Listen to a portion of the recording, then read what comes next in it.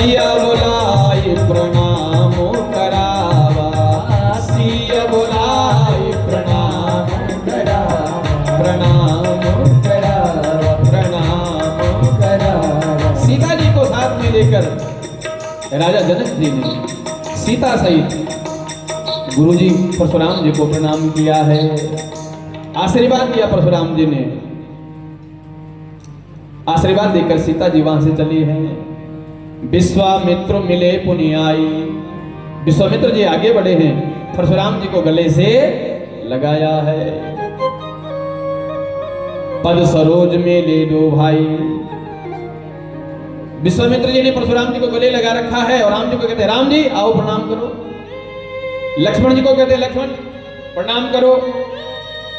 मतलब विश्वामित्र जी कहना चाहते हैं जब तक हमने इनको बाह में भरा हुआ, इनके फरसा वाला हाथ पकड़ा हुआ है, तब तक तुम कर लो प्रणाम। और तुम प्रणाम करो और कहीं किसी ने कह दिया कि यही है जिसने धनुष को तोड़ा है, तो फिर न जाने क्या हो जाएगा। दोनों को आशीर्वाद दिया। परशुराम जी ने कहा ये कौन है? तुरंत जवाब दिया विश्वामित्र जी, राम लखन दशरथ के ठोटा। ये राम और लक्ष्मण हैं, दशरथ जी के राजकुमार हैं, दशरथ जी के पुत्र हैं। राम ही चिते रहे थे कि लोचन। परशुराम जी राम जी के दर्शन बहुत देर तक करते रहे, आंखें मानो तृप्त हो रही है। रूप अपार मार मद मोचन, ऐसा सौंदर्य है महाराज राम जी का।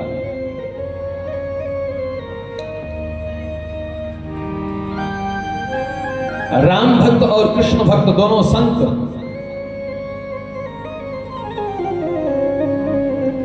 दोनों ने कहा कि नहीं, राम भक्त जो संत वो कहते हैं कि हमारे राम सबसे सुंदर है, और कृष्ण भक्त जो है वो कहते हैं नहीं हमारे कृष्ण जी सबसे सुंदर है।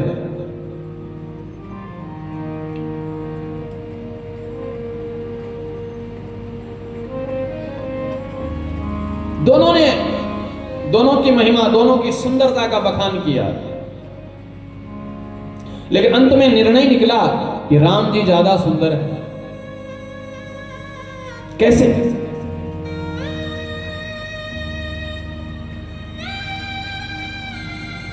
भगवान श्री कृष्ण की सुंदरता को देखकर किसी भी शत्रु ने ऐसा नहीं कहा होगा कि ये कृष्ण सुंदर है। कोई भी शत्रु भगवान श्री कृष्ण का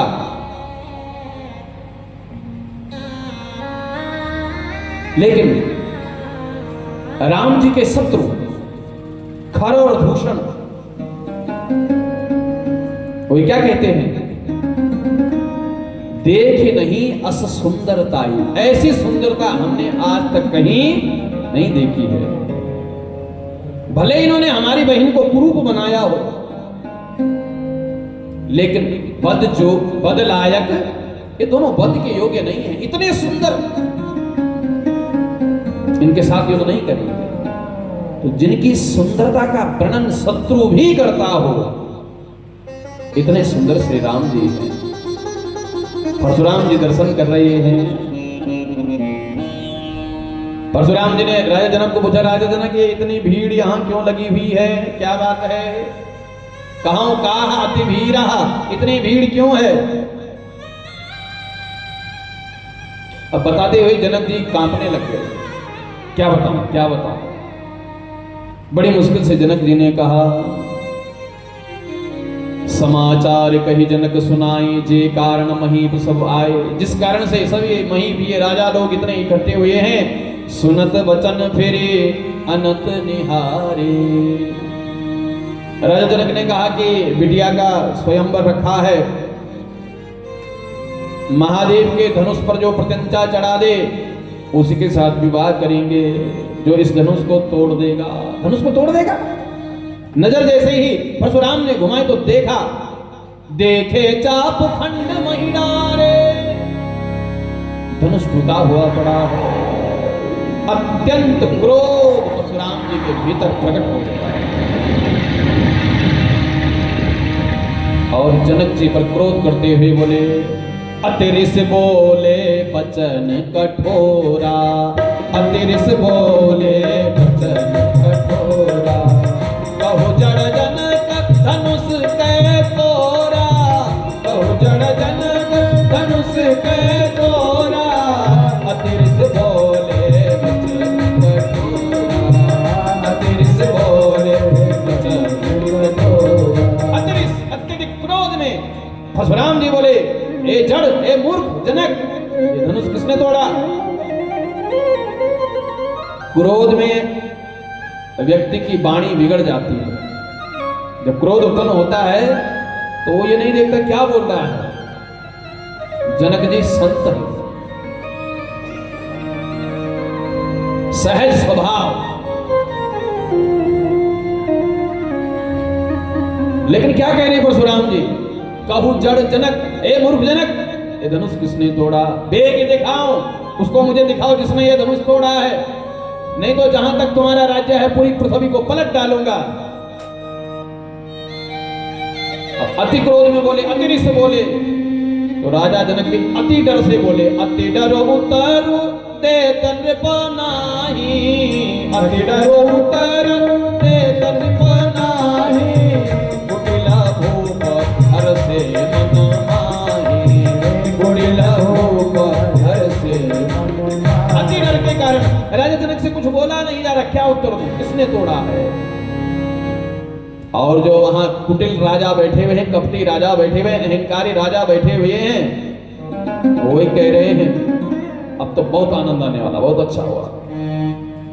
उनमें कुछ अभिमानी राजा बैठे हुए, तो उन्होंने कहा कि हमको तो पहले ही पता था कि धनुष जब टूटेगा तो ऐसा ही होगा, परशुराम जी का आगमन होगा। ये हमारी दूरदर्शिता है, हमने पहले ही जान लिया था, इसीलिए हमने धनुष तोड़ा नहीं है। अरे ये छोटा सा बालक राम, इसने धनुष तोड़ दिया, क्या हम नहीं तोड़ सकते थे? लेकिन ये हमारी दूरदर्शिता है, हम जानते थे कि ऐसा ही होगा। कुछ लोग ऐसे भी दूरदर्शी होते हैं।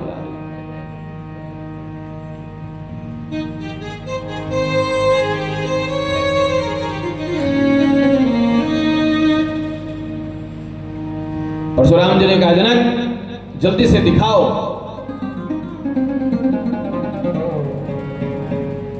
नहीं तो यहां जितने राजा बैठे हैं सबके सब मारे जाएंगे। या तो उसको अलग कर दो जिसने ये काम किया, धनुष तोड़ने वाला, नहीं तो जितने राजे यहां बैठे हैं सबके सब मारे जाएंगे। अब उनमें से एक राजा बोला, मैंने तो पहले कही थी कि घर चलो। तुम ही लोगों ने कहा कि देखते हैं तमाशा क्या बनता है आगे। अब देखो तमाशा, अब तो मारे ही जाएंगे सब।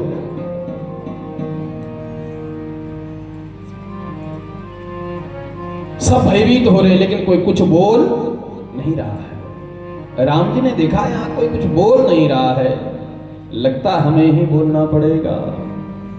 भगवान सहज स्वभाव, हाथ जोड़ते हुए खड़े उठे हैं और परशुराम जी को सर्वप्रथम प्रणाम किया है। नाथ शंभु धनु भंजनिहार, नाथ शंभु धनु भंजनिहार, नाथ शंभु धनु भंजनिहार, नाथ शंभु धनु भंजनिहार।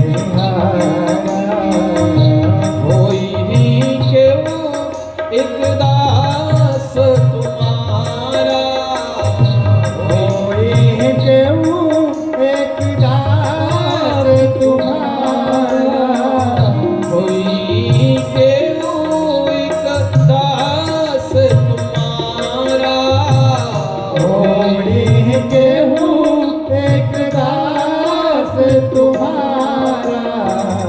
नाथ शंभु धनु भंजनिहार, नाथ शंभु धनु भंजनिहार। हाथ जोड़ते हुए प्रभु राम ने कहा, हे नाथ, ये भगवान शंकर शंकर का धनुष संबोधन, इसको तोड़ने वाला जो है वो आपका कोई दास है। परशुराम जी ने कहा वो मेरा दास है। दास ऐसा होता है क्या? परशुराम जी ने कहा राम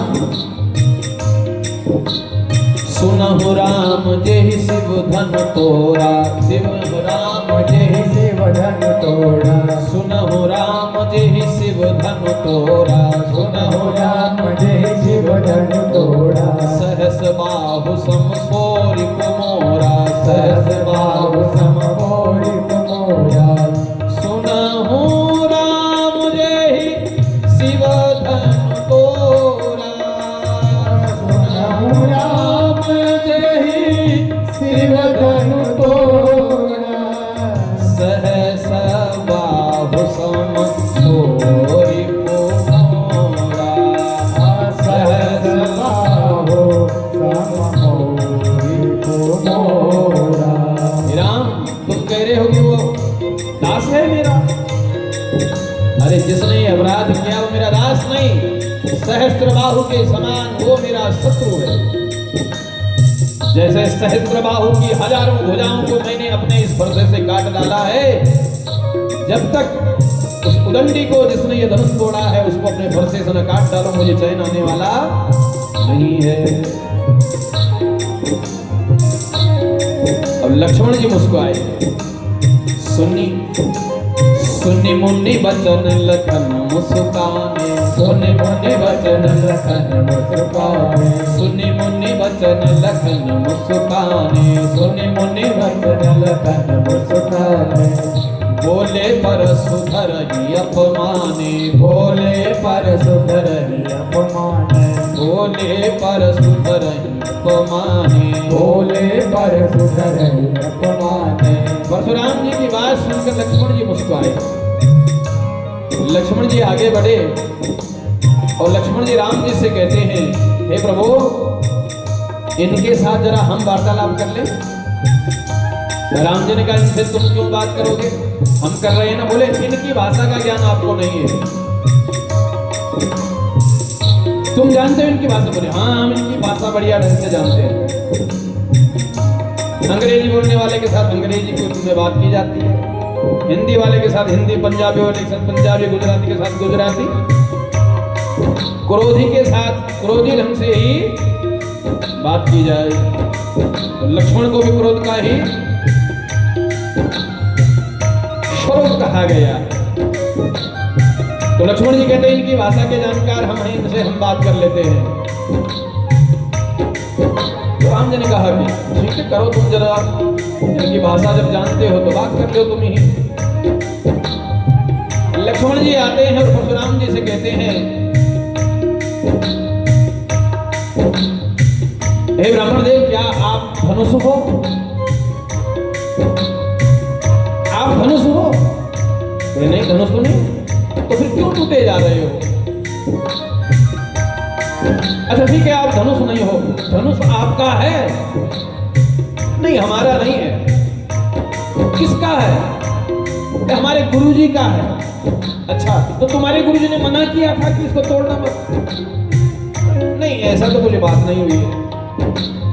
अरे तुम धनुष नहीं हो, धनुष तुम्हारा नहीं है, किसी ने तुमको कहा भी नहीं कि इस धनुष की तुम रक्षा करना, तो तुम क्यों धनुष के जैसे टूटे जा रहे हो?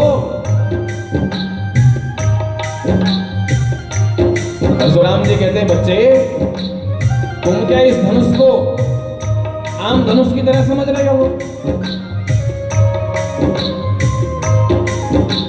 लक्ष्मण जी कह रहे हैं कि बचपन में मैंने ऐसे कई धनुष तोड़े हैं। परशुराम कहते तुम्हारे लिए बच्चों के जैसे धनुष वाला काम है। लक्ष्मण जी कहते हैं हमारे लिए तो सारे धनुष एक जैसे हैं। हे विप्रवर सारे धनुष एक जैसे हैं। बोले क्यों? क्योंकि कोई भी धनुष वरदान नहीं देता है, जो भी लेता है प्राण ही लेता है, वरदान कोई धनुष नहीं देता है। इसलिए सारे धनुष हमारे लिए एक समान है।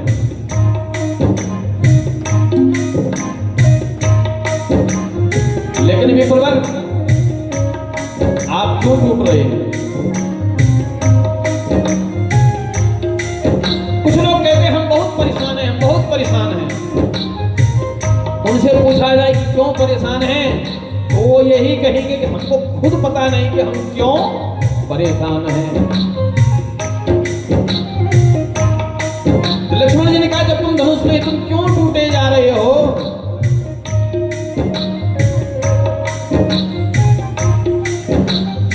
अब परशुराम जी को तुम बोल ना पाए तो लक्ष्मण जी कहते हैं हम बताएं तुम क्यों टूट रहे हो? बोले हाँ तुम ही बताओ। क्या तुमको रोग हो गया? कौन सा रोग? हे धनु पर ममता ममता ममता ममता, हे धनु पर ममता ममता ममता ममता, हे धनु पर ममता के हेतु, हे धनु पर ममता के हेतु। तुमको ममता का रोग हो गया। हे धनु पर ममता के हेतु, हे धनु पर ममता के हेतु, हे धनु पर ममता के हेतु, हे धनु पर ममता के हेतु। तुम्हें ममता हो गई इसलिए तुम टूट रहे हो। ये रोग के लक्षण है। सुनेरे साई कह भृगुकुल केतु, सुनेरे साई कह भृगुकुल केतु, सुनेरे साई कह भृगुकुल केतु, सुनेरे साई कह भृगुकुल केतु। लक्ष्मण ने कहा कि तुमको ममता वाला रोग हो गया है, तो बड़ा क्रोध परशुराम जी को उत्पन्न हुआ है। रे नृप बालक काल बस, बोलत तो ही न संभार। रे नृप बालक काल बस, बोलत तो ही न संभार। धनु ही सम त्रिपुरारि धनु, विदित सकल संसार। धनु ही सम त्रिपुरारि धनु, विदित सकल संसार। ये आम धनुष के जैसा नहीं है, त्रिपुरारी का धनुष है। जिस धनुष से भगवान शंकर ने त्रिपुरासुर को एक ही बाण से तीनों पुरों को समाप्त कर दिया था, यह वैसा वैसा धनुष नहीं है। भगवान भोलेनाथ का पिनाक पानी है। लक्ष्मण जी फिर मुस्काए। लखन कहा हंसे हमरे जाना, लखन कहा हंसे हमरे जाना। सुनहु देव सब धनुष समाना, सुनहु देव सब धनुष समाना।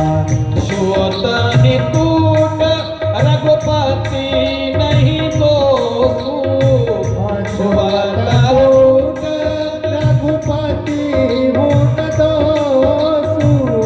मुनि बिनु काज करिया कतरोसु, मुनि बिनु काज करिया कतरोसु। ये भी ये जो धनुष है हमें लगता है ये बहुत पुराना है। छुअतई टूट रघुपति ही न दोषु। ये तो हमारे प्रभु राम ने जैसे इसको छुआ, छूते ही ये टूट गया है।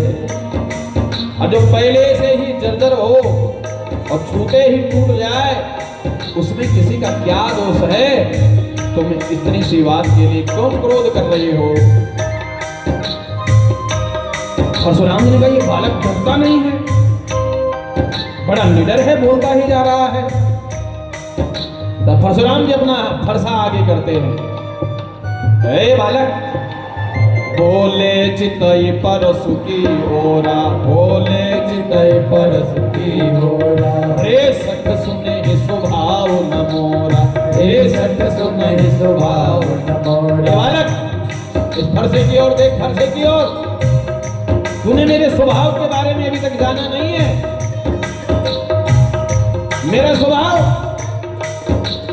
बाल ब्रह्मचारी अति कोहि, बाल ब्रह्मचारी अति कोहि। विश्व विदित क्षत्रिय कुलद्रोही, विश्व विदित क्षत्रिय कुलद्रोही। अरे मैं बाल ब्रह्मचारी हूँ, अति कोही, अति क्रोधी हूं, और विश्व इस बात को जानता है। क्षत्रिय कुलद्रोही, मैंने अनेकों बार क्षत्रियों को, दुष्ट क्षत्रियों को धरती से विहीन किया है। तुमने मेरे बारे में अभी तक जाना नहीं है। सहस्त्रबाहु को इसी फरसे से मैंने काट काट कर उसको ठिकाने लगा दिया। लक्ष्मण जी पुनः मुस्काए। बिहसी लखन बोले मृदुबानी, बिहसी लखन बोले मृदुबानी। अहो मुनि सुमहाभटमानी, अहो मुनि सुमहाभटमानी। पुनि पुनि मोहि दिखाओ कुठारो, पुनि पुनि मोहि दिखाओ कुठारो। चहत उड़ावन फूंके पहाड़ो, चहत उड़ावन फूंके पहाड़ो। लक्ष्मण जी मुस्काए और कहा, हे विप्रवर, महाभटमानी, आप तो बड़े पहलवान हो, अपने मुख से ही अपनी प्रशंसा कर रहे हो। बाल ब्रह्मचारी, अति कोही, क्षत्रियों का संहार करने वाले, मुझे बार बार आप फरसा दिखा रहे हो। तुम तो ये सोच रहे हो फूंक में ही पहाड़ को उड़ा डालोगे। लेकिन बाबा, शुक्रिया मनाओ कि हम आपके फरसे की ओर नहीं देख रहे हैं। भले आप बार बार दिखाना चाहते हैं, लेकिन मैं तुम्हारे फरसे की ओर नहीं देख रहा हूं। अगर तुम्हारे फरसे की ओर मैंने देखा होता तो अब तक युद्ध हो जाता। मैं तो तुम्हारे जनेऊ को देख रहा हूं। तुम्हारे कांधे पर जो जनेऊ दिख रहा है, ये जनेऊ साबित कर रहा है कि तुम ब्राह्मण हो। भृगुसुत समझ जनेऊ बिलोगी, भृगुसुत समझ जनेऊ बिलोगी। भृगुसुत समझ जनेऊ बिलोगी, भृगुसुत समझ जनेऊ बिलोगी। जो कछ कहाऊं सहाय रिस रोगी, जो कछ कहाऊं सहाय रिस रोगी। आपका जनेऊ देखकर मैं अपने क्रोध पर नियंत्रण कर रहा हूं। नहीं तो जिस प्रकार की आप भाषा बोल रहे हैं और बार बार ये कुठार, ये फरसा मुझे दिखा रहे हो, अगर मैं इस फरसे की ओर देख लूं तो इसी क्षण युद्ध हो जाएगा। तुम्हें ब्राह्मण समझ करके मैं अपने क्रोध पर नियंत्रण कर रहा हूं। शुर, महिषुर, हरिजन और गाई देवताओं पर, महिषुर पृथ्वी के ब्राह्मणों पर, हरिजन यानी भक्तों पर, जो भगवान के भक्त हैं उन पर, और गाय और अबला स्त्री पर। हम क्षत्रिय वंश रघुवंशी हैं, हम हाथ नहीं उठाते हैं। आप ब्राह्मण हैं इसलिए आप पर हाथ नहीं उठा रहे हैं। हमरे कुल इन पर न सुराई, हमारे कुल में इनसे युद्ध करके विजय नहीं की जाती है। इनकी तो, इनका सम्मान किया जाता है, इनका आदर किया जाता है।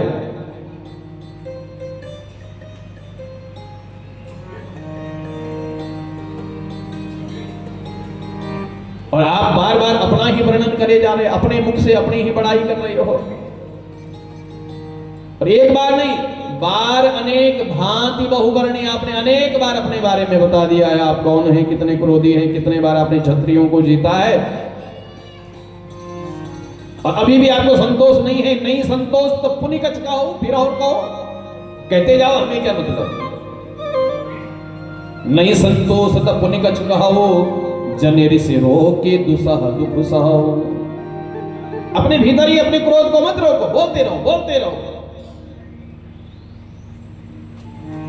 सूर समर करनी करही कहीं न जना, वही आप तो सूरवीर होते हैं। वो युद्ध स्थल में युद्ध करके दिखाते हैं, वाणी से बोलकर अपना शौर्य नहीं दिखाते हैं।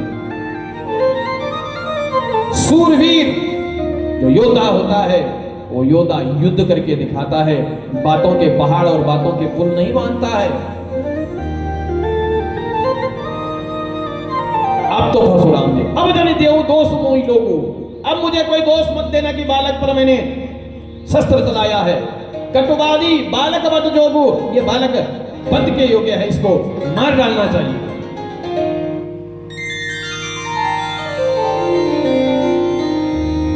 हाथ में मेरे फंसा है, भीतर क्रोध भरा हुआ है, और आगे ये अपराधी गुरुद्रोही हमारे गुरु का धनुष तोड़ने पर भी ये इतनी बातें कर रहा है।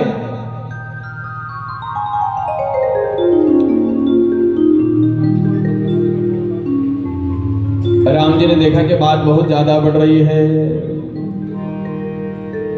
लखन उतर आहुति सरिस भृगु को भृगुबर कोप कृषाम, बढ़त देख जल समवचन बोले रघुकुल भाम। आग में जैसे घी डालने का काम लक्ष्मण कर रहे हैं, और परशुराम जी के भीतर की अग्नि उस घी को डालने से और ज्यादा बढ़ती जा रही है। राम जी ने देखा, बढ़त देख जल समवचन, जब आग को बढ़ते हुए देखा तो जल के समान वचन राम जी बोले, मानो उस आग को बुझाना चाहते हो। जल सम वचन बोले रघुकुल भानु, क्या बोले? नाथ करहु बालक पर छोहु, नाथ करहु बालक पर छोहु, शुद्ध बोध मुख हरिया न कोहु, शुद्ध दूध मुख करिया न कोहु, जौलरिका कछु अतगरि करहि, जौलरिका कछु अतगरि करहि, गुरु पितु मातु मोद मन भरहि, गुरु पितु मातु मोद मन भरहि। राम जी क्या कह रहे हैं? हे ब्राह्मण देवता, इस बालक के अपराध को आप क्षमा कीजिए। ये कितना छोटा बालक है, शुद्ध दुध मुहा बच्चा है, इसके अभी दूध के दांत भी नहीं गिरे हैं। शुद्ध दुध मुख करियन कोहु, इस पर क्रोध मत कीजिए। हे नाथ, जैसे बालक छोटा कोई अपराध करता है तो माता पिता गुरु उसके अपराध पर उसको सजा नहीं देते हैं, बल्कि मन में प्रसन्न होते हैं कि देखो कितना नटखट बालक है। ऐसे ही इस शुद्ध दुध में है बच्चे पर आप क्रोध मत कीजिए। राम वचन सुनी कछुक जुड़ाने, राम वचन सुनी कछुक जुड़ाने, कहे कछु लखनो बहुरी मुस्काने, कहे कछु लखनो बहुरी मुस्काने। राम जी और परशुराम जी में संवाद हो रहा है। उनके संवाद को देखकर लक्ष्मण जी बीच में फिर मुस्कुरा गए। अब परशुराम जी तो बार बार बात भले ही राम जी से कर रहे हैं, लेकिन देख लक्ष्मण को रही ये इतना छोटी, ये मानता नहीं है। संवाद राम जी से और दृष्टि लक्ष्मण की ओर। हसत देख नख सिर रिस व्यापे, हसत देख नख सिर रिस व्यापे, हसत देख नख शिखर रिस व्यापे, हसत देख नख सिर रिस व्यापे। राम तोर भ्राता बड़ पापी, राम तोर भ्राता बड़ पापी, राम तोर भ्राता बड़ पापी, राम तोर भ्राता बड़ पापी। राम तेरा ये भाई बड़ा पापी। देख अभी भी मुस्कुरा रहा है वहां से, मुझे चिढ़ा रहा है।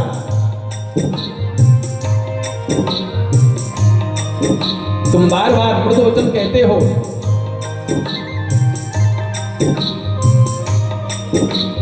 और ये बार बार मुझे क्रोध उत्पन्न कराता है। थर थर कांपहि पुर नर नारी, थर थर कांपहि पुर नर नारी। छोट कुमार कोट बड़ भारी, छोट कुमार कोट बड़ भारी।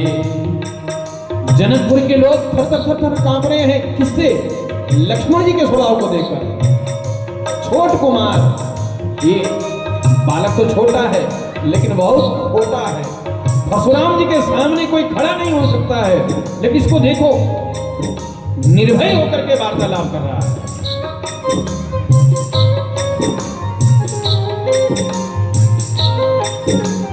परशुराम जी क्रोध पर क्रोध कर रहे हैं। सुनि लक्ष्मण बिहसे बहुरी, नयन तरे रे राम। सुनि लक्ष्मण बिहसे बहुरी, नयन तरे रे राम। गुरु समीप गवने सकुचे, परिहरि बानी बान। गुरु समीप गवने सकुचे, परिहरि बानी बान। अब राम और लक्ष्मण जी वार्तालाप करें और फिर लक्ष्मण जी फिर बीच में मुस्कुरा रहे हैं, मानो कुछ कहना चाहते हो। उसी समय वहीं से राम जी ने थोड़ा आंखें लक्ष्मण जी को दिखा दी। नयन तरे रे राम। लक्ष्मण की ओर क्रोध भरी दृष्टि से राम जी ने देखा तो लक्ष्मण जी तुरंत चुप हो गए, गुरु जी के पास जाकर बैठ गए।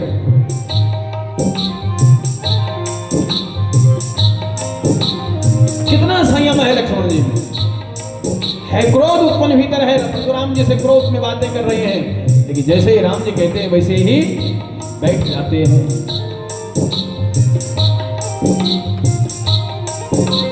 कुछ लोगों में क्रोध उत्पन्न आता है।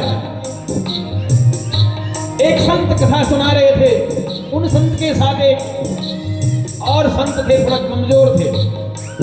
उनका किसी से बोलचाल हो गया। अब वो संत क्रोध में कांपे। फिर तो हम लक्ष्मण हैं, फिर हम लक्ष्मण हैं, लक्ष्मण हैं फिर। कहना चाहते हैं कि जब हमको क्रोध आता है फिर हम लक्ष्मण हैं, फिर हम कुछ भी कर लेंगे। तो जो संत साथ में थे उन्होंने कहा कि ये तो ठीक है, लेकिन लक्ष्मण जब बोलते थे क्रोध में तो धरती कांपती थी। अरे बाबा, आप तो खुद ही कांप रहे हो। लक्ष्मण नहीं कांपते थे। लक्ष्मण की बात सुनकर, लक्ष्मण के क्रोध को देखकर लोग कांपने लगते थे, और तुम खुद ही कांप रहे हो। कुछ लोगों की होती है ऐसी आदत। कुछ लोगों की लड़ाई अगर हो रही हो तो लड़ाई में अगर उनको पकड़ो तो और ज्यादा जोर लगाते हैं, और ज्यादा जोर। छोड़ो छोड़ो हमको, छोड़ो। और अगर छोड़ दो तो फिर जोर नहीं लगाएंगे। अगर उनको छोड़ दो तो वो जोर नहीं लगाएंगे जो लगा रहे थे, और पकड़ो तो फिर हम फिर वो हैं।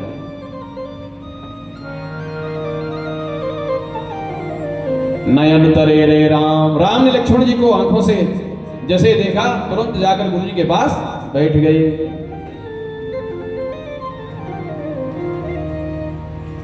राम जी ने कहा, हे विप्र देवता, हम क्या कर सकते हैं?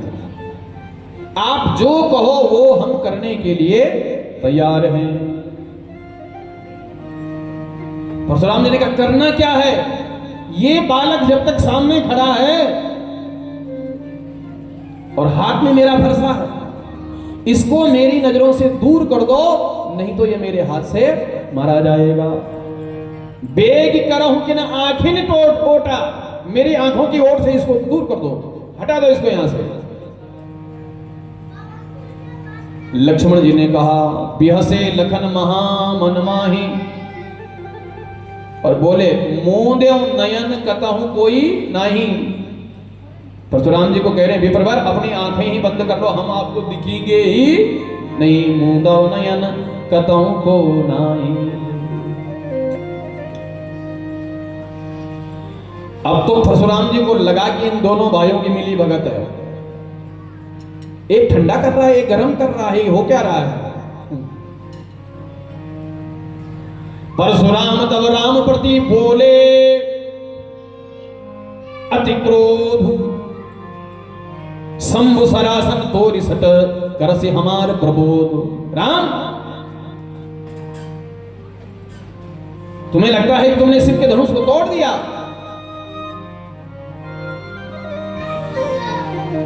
और टूटने के बाद भी तुम्हारा ये भाई मुझे क्रोध दिला रहा है और तुम मीठा मीठा बोल करके पानी डाल रहे हो।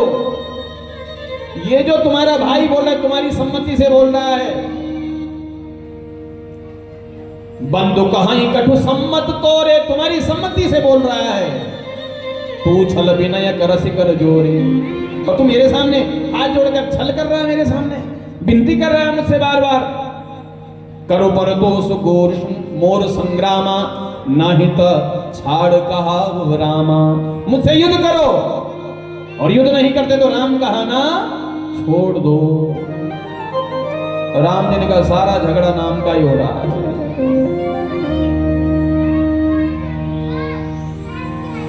राम जी ने कहा मुनिवर, अरे मेरा तो मात्र राम नाम है, आपका तो मेरे से भी बड़ा नाम है। आप नाम में भी बड़े हैं, आप कुल में भी बड़े हैं, आप उम्र में भी बड़े हैं, आप ज्ञान में भी बड़े हैं, आप बल में भी बड़े हैं। सब प्रकार हम तुम सन हारे, हम तो सब प्रकार से तुमसे पहले हारे हुए हैं, हम आपसे क्या युद्ध करें। राम मात्र लघु नाम हमारा, हमारा तो एक छोटा सा नाम है, मात्र राम।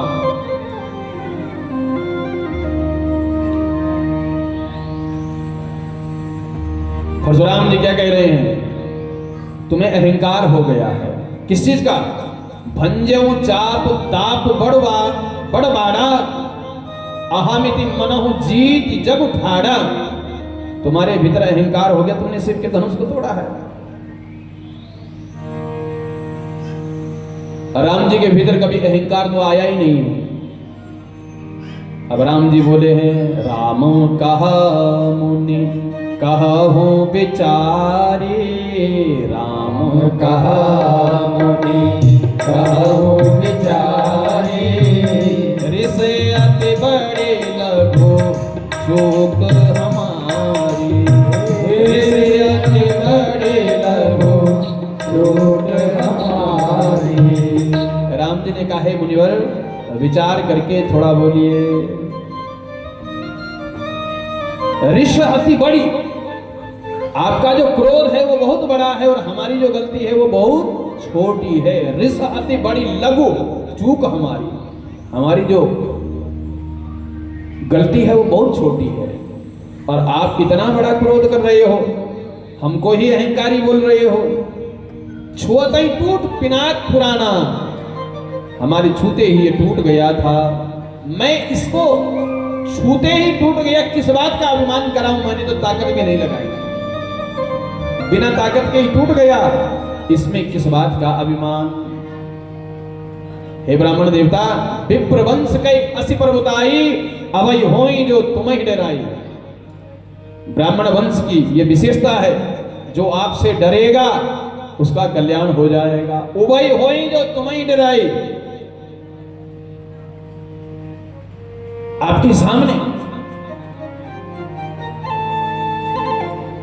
सुनी मृदु गूढ़ वचन रघुपति के।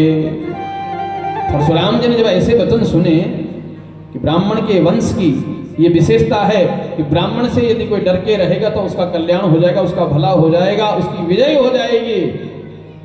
इतने मधुर वचन, इतने मार्मिक वचन, इतने वैदिक वचन, इतने दार्शनिक वचन, ये है कौन? मैं इतना क्रोध कर रहा हूं और ये इतना विनय कर रहा है। इतनी विनय तो उस परमात्मा के भीतर होती है। सुनि मृदु वचन गूढ़ रघुपति के, उभरे पटल परसु भर मति के। मति में, बुद्धि में जो पर्दा गिरा हुआ था मानो हट गया है, और लग रहा है कि कहीं ये मेरे नारायण तो नहीं है। तो राम जी से कहते हैं, राम रमापति कर धन ले हो, राम रमापति कर धन ले हो। मैं चाहूं मिटे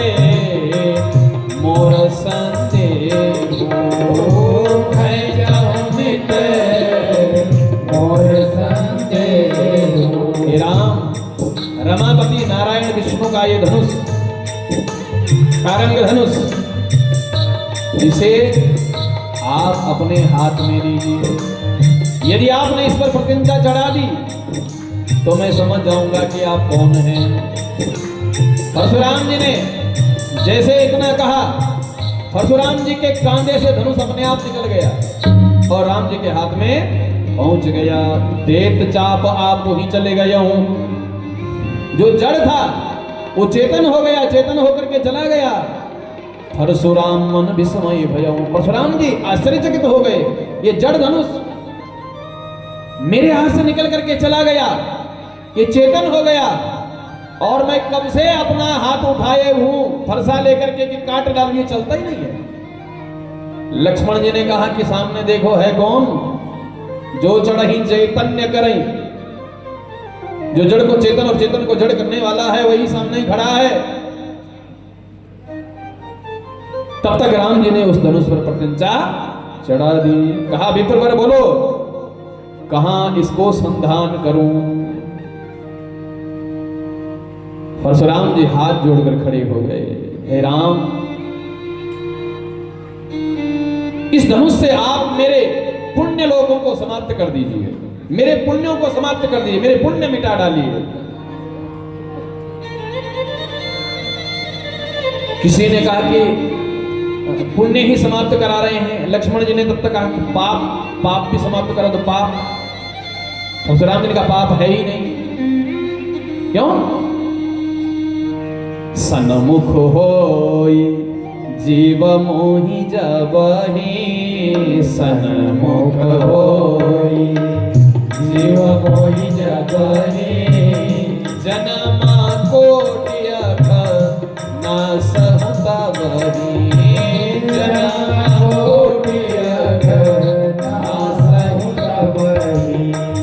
राम जी के सम्मुख जो आ जाता है उसके करोड़ों जन्मों के पाप राम जी की दृष्टि मात्र से समाप्त हो जाते हैं। तो पाप मेरे बचे नहीं हैं, पुण्य जो है इस धनुष से मेरे पुण्य लोगों को समाप्त कर दीजिए। पुण्य क्यों समाप्त करा रहे हैं? क्यों? पाप और पुण्य ही जन्म का कारण होता है। पाप होंगे तो जन्म लेना पड़ेगा, पुण्य होगा तो भी जन्म लेना पड़ेगा। उन पुण्य और पापों को अवश्य ही भोगना पड़ता है।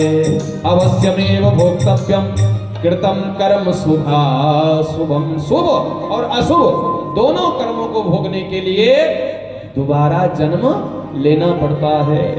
तो परशुराम जी कह रहे हैं कि पाप तो मिट गए, पुण्यों को भी मिटा दो। ये आवागमन के चक्कर से ही हम हमेशा हमेशा के लिए बरी हो जाएंगे।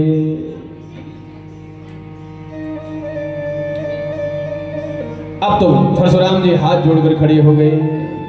अनुचित कहूं अनुचित बहुत कह्यूं, अज्ञाता क्षमहु क्षमा मंदिर दो भ्राता। मैंने न जाने क्या क्या आप लोगों को कहा है। क्षमा मंदिर, आप क्षमा करने वाले हैं, क्षमाशील हैं, आप मेरे अपराध को क्षमा कर दीजिए।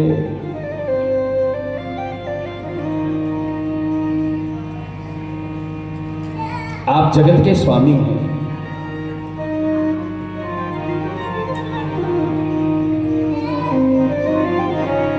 और तुमसे क्या मांगो।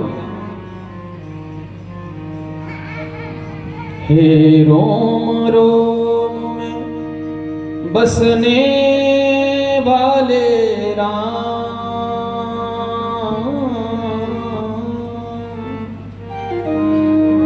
हे रोम रोम में बसने वाले राम, जगत के स्वामी हे अंतर्यामी, मैं तुझसे क्या मांगू, मैं तुझसे क्या मांगू। हे रोम रोम में बसने वाले राम, हे रोम रोम में बसने वाले राम, जगत के स्वामी हे अंतर्यामी, मैं तुझसे क्या मांगू, मैं तुझसे क्या मांगू। हे रोम रोम में बसने वाले राम।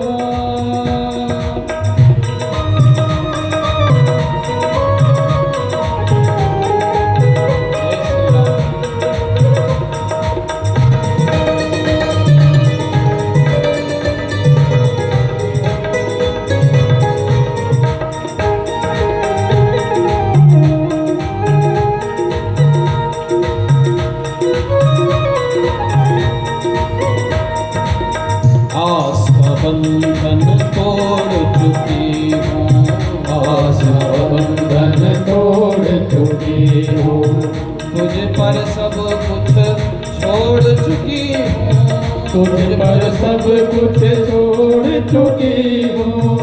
नाथ मेरे मैं क्यों कुछ सोचूं, नाथ मेरे मैं क्यों कुछ सोचूं, तू जाने तेरा काम जगत के स्वामी, हे अंतर्यामी, मैं तुझसे क्या मांगूं, मैं तुझसे क्या मांगूं। ये रोम रोम में बसने वाले राम,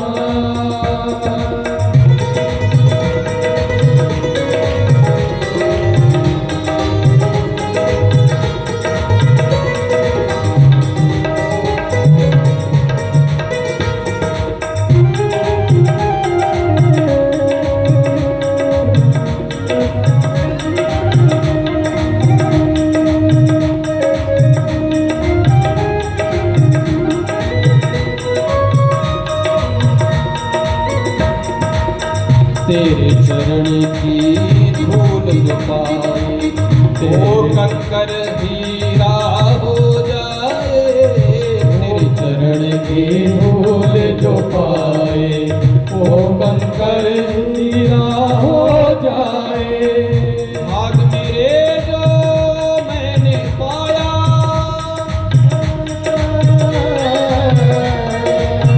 भाग मेरे जो मैंने पाया, इन चरणों में धाम जगत के स्वामी, हे अंतर्यामी, मैं तुझसे क्या मांगू, मैं तुझसे क्या मांगू।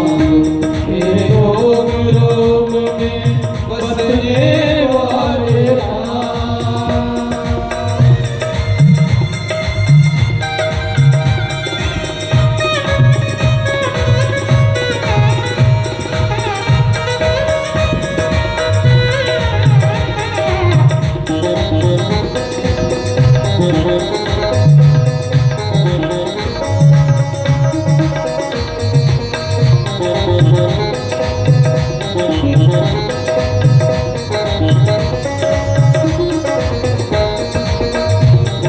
तेरा कोई क्या पहचाने, जो तुझ सा हो वो तुझे जाने, फिर तेरा कोई क्या पहचाने, जो तुझ सा हो वो तुझे जाने।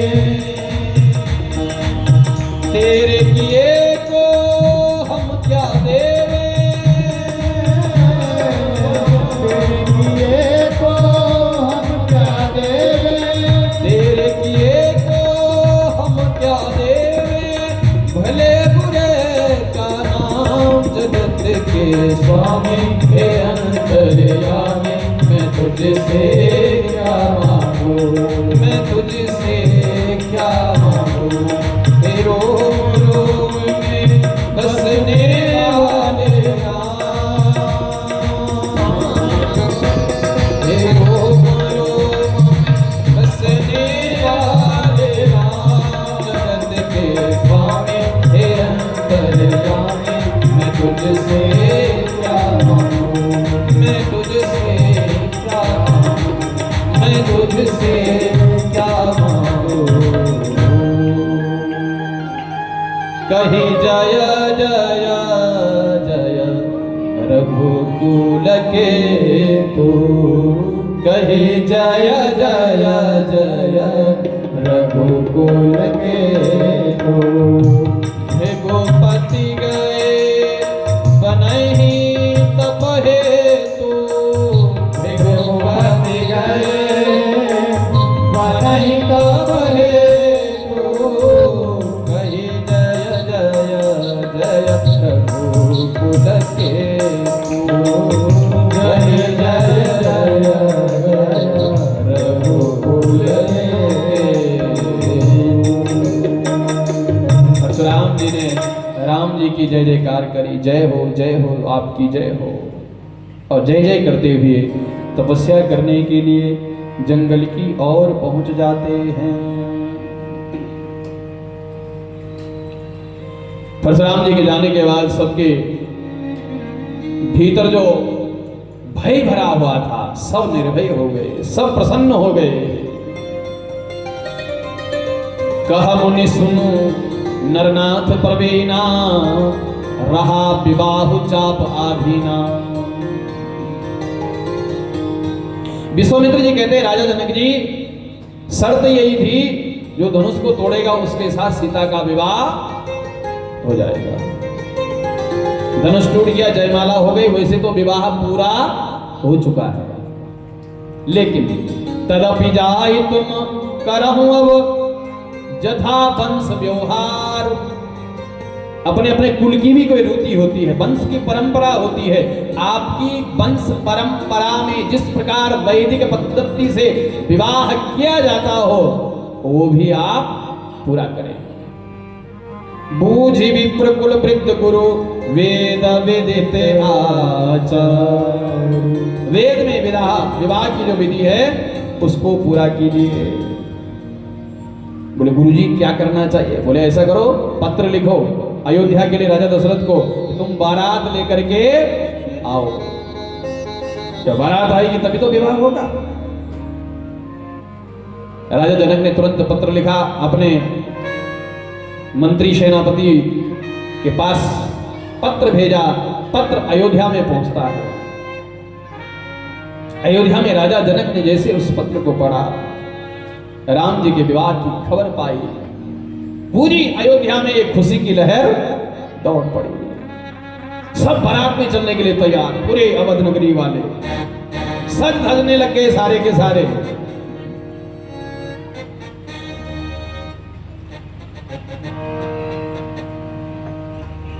साधु संत महात्मा दौड़ दौड़ करके आ रहे हैं। वशिष्ठ जी के अनेकों शिष्य, वशिष्ठ जी के अनेकों मित्र, राम जी का स्मरण करने वाले अनेकों साधु संत महात्मा अयोध्या नगरी में आ गए। हम भी बारात में चलेंगे, हम भी बारात में चलेंगे। और सबसे आगे साधु संत महात्मा बाराती बन करके चल रहे हैं। किसी ने देखा नगर में जब बारात पहुंची आगे गांव की ओर, देखा ये बाबाओं की बारात, आज तक कभी देखी नहीं कि साधु संतों की बारात जा रही हो। अब आगे आगे तो साधु संत थे सारे के सारे। अजब बारात है महाराज, आज तक कभी ऐसा देखा है कि बारात जा रही और दूल्हा ना हो? राम जी की ऐसी बारात है बिना दूल्हे के चली है। अवध से मिथिला चली राम जी की अजब बारात, अवध से मिथिला चली राम जी की अजब बारात, अवध से मिथिला चली। श्री राम जी की अजब बारात, अवध से मिथिला चली। श्री राम जी की अजब बारात, अवध से मिथिला चली। किसी ने कहा कि ये बारात में तो साधु संत महात्मा दिख रहे हैं, लेकिन पीछे जब देखा रथ हाथी घोड़ों पर सुंदर सुंदर क्षत्रिय बैठे हुए हैं, कोई राजकुमार बैठे हुए हैं। अरे लगता है तो किसी क्षत्रियों का विवाह है। लेकिन सबसे आगे कौन चल रहे हैं? जिन्होंने हाथ में माला पकड़ी हुई है, माथे पर शंकर थापक खमुआ लगा हुआ है, सफेद सफेद दाढ़ी वाले बूढ़े बूढ़े बारात में दिख रहे हैं। हाथ में माला थाल पे चंदन, हाथ में माला थाल पे चंदन, हाथ में माला थाल पे चंदन, हाथ में माला थाल पे चंदन। अरे सब दाढ़ी वाले दिखात, अवध से मिथिला चले। श्री राम जी की अजब बारात, अवध से मिथिला चली। श्री राम जी की अजब बारात, अवध से मिथिला चली। अब मार्ग में लोगों ने देखा, अरे वाह कितनी बड़ी बारात, कितनी सुंदर बारात, कहां से आ रही होगी?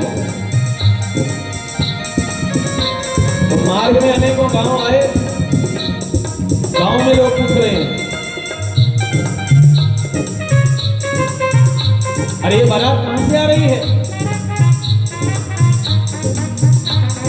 बाराती जो लोग होते हैं बड़े अकड़ में रहते हैं, और किसी बड़े आदमी के बाराती हो तो और ज्यादा अकड़ में रहते हैं। पूछा ये बारात कहाँ से आ रही है? कोई ऐसी वैसी बारात है क्या? अवध नरेश चक्रवर्ती सम्राट राजा दशरथ के यहाँ से ये बारात आ रही है। अरे वाह, कितनी सुंदर बारात है। अच्छा ये बताओ, ये बारात जा कहाँ रही है? अरे कोई ऐसी वैसी जगह थोड़ी ना जा रही है। मिथिला नरेश सीरज जनक के यहाँ ये बारात जा रही है। अरे वाह, इतनी बढ़िया जगह बारात जा रही है, इतनी बढ़िया जगह से बारात आ रही है। जब इतने अच्छी बारात है तो दूल्हा कितना सुंदर होगा, वो वर कितना सुंदर होगा। बारातियों से पूछा कि वर नारायण कहाँ है, दूल्हा हम देखना चाहते हैं। अब तो बारातियों की साड़ी अकड़ नीचे रह गई। बाराती बोले अब क्या बोले, ये तो बड़ी शर्म वाली बात है। अब वो एक दूसरे से बोले ए बता दूल्हा कहाँ है? तुम भी तो जानते हो, जो तुमको पता है वो हमको पता है। आपस में ही बातें करने लग गए। वो बोले तुमने बताया नहीं दूल्हा कहाँ है, आगे है कि पीछे है? वो बोले हाँ दूल्हा कहाँ है, आगे तो नहीं निकल गया। दूसरा बोला नहीं दूल्हा अभी पीछे। हाँ दूल्हा पीछे से आ रहा, पीछे से आ रहा दूल्हा। अब वो निकल गए आगे की, चलो अपनी जान छूट गई। अब जो पीछे से बाराती आ रहे हैं उनसे पूछा कि दूल्हा कहाँ है? बोले आपको किसने कहा दूल्हा के बारे में? बोले आगे बोल रहे थे कि पीछे से दूल्हा आ रहा है। ओहो समझ गए, ठीक हाँ। अरे इतनी बड़ी बारात है, दूल्हा तो बीच में निकल गया अभी, आपने देखा नहीं क्या?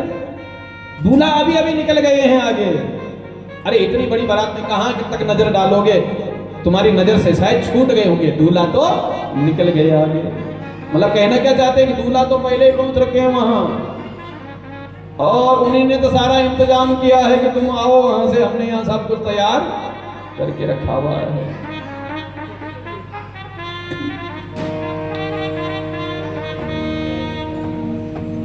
महाराज बारात वहां से तो छोड़ के, लेकिन आगे और गांव आए, वहां भी वही पूछ रहे थे कि दूल्हा कहाँ। अब तो बाराती लोग बड़े शर्मिंदा हो रहे थे, तो राजा दशरथ जी के पास आए। महाराज सब लोग रास्ते में पूछ रहे हैं, हम तो बड़ी उसमें जोश में चल रहे हैं कि बारात में है आपकी बारात, आपके नगर की बारात, आपके बालक की बारात, और हमको शर्मिंदा होना पड़ रहा है रास्ते में। बोले क्यों? पूछ रहे हैं कि दूल्हा कहाँ है। राजा दशरथ ने कहा गुरुजी से पूछो। तो गुरुजी के पास जाते हैं, वशिष्ठ जी के पास। बोले गुरुजी बहुत दिक्कत हो रही है रास्ते में, लोग पूछ रहे हैं कि दूल्हा कहाँ है। हम क्या बोले? गुरुजी ने कहा बता दो किसी राजकुमार को। तो बारातियों ने कहा राम जी को किसी ने पहले देखा होगा तो वशिष्ठ जी बोले जो उनके जैसा हो उनको बता दो। उनके जैसा? हाँ भरत जी को बता दो, भरत राम की अनुहारी। भरत जी सेम राम जी के जैसे दिखते हैं। बोले बता दो ये है दूल्हा। बोले महाराज जय हो आपकी। अब आए आगे पूछने वाले कि बारात कहां से आ रही है? तो वो आप बारात के बारे में बोले दूल्हा क्यों बताएं, दूल्हा बताएं कहां है, दूल्हा कहां है? हम पूछ रहे हैं कि बारात कहां से आ रही है। बोले अयोध्या से आ रही है। कहां जाएगी? दूल्हा बताएं पहले, दूल्हा कहां है? उनको तो अब जोश आ गया ना कि अब हमको दूल्हा मिल गया है। हम पूछ रहे हैं बारात कहां जा रही है। बोले अवध जा रही है। अब दूल्हा तो हम बताएंगे, वो देखो दूल्हा। अब भरत जी को बताएं। भरत जी दिखे बड़े सुंदर, वाह कितना सुंदर दूल्हा है। राम जी की अजब बारात अवध से मिथिला चली। राम जी की अवध बारात अवध से मिथिला चली। ये बारात सब भांति मनोहर, ये बारात सब भांति मनोहर, ये बारात सब भांति मनोहर, ये बारात सब भांति मनोहर। किंतु दुल्हा नहीं है साथ, अवध से मिथिला चले। श्री राम जी की अजब बारात अवध से मिथिला चली। श्री राम जी की अजब बारात अवध से मिथिला चली।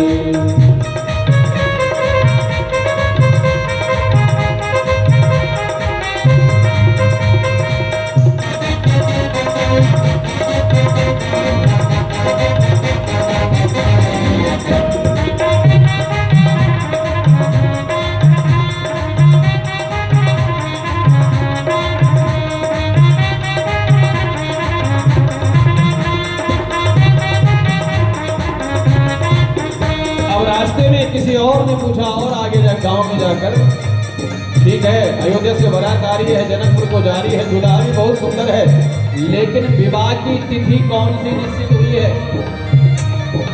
कौन सी तिथि को विवाह होना है? अब बारातियों की अकड़ फिर ढीली पड़ गई।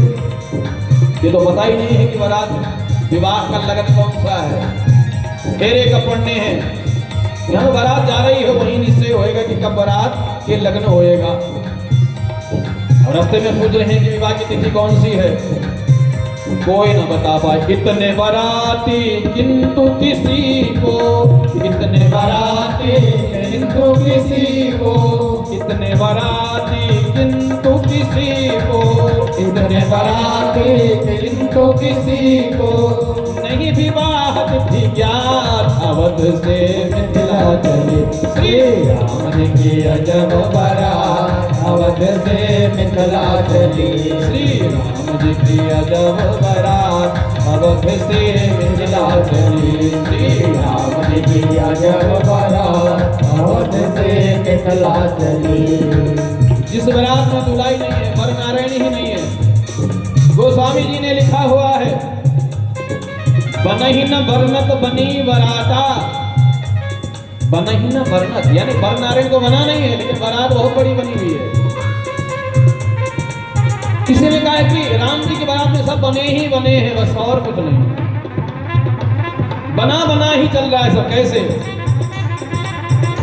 मिथिलेश के धाम विनीत चले, समुदी बन के अवदेश धनी।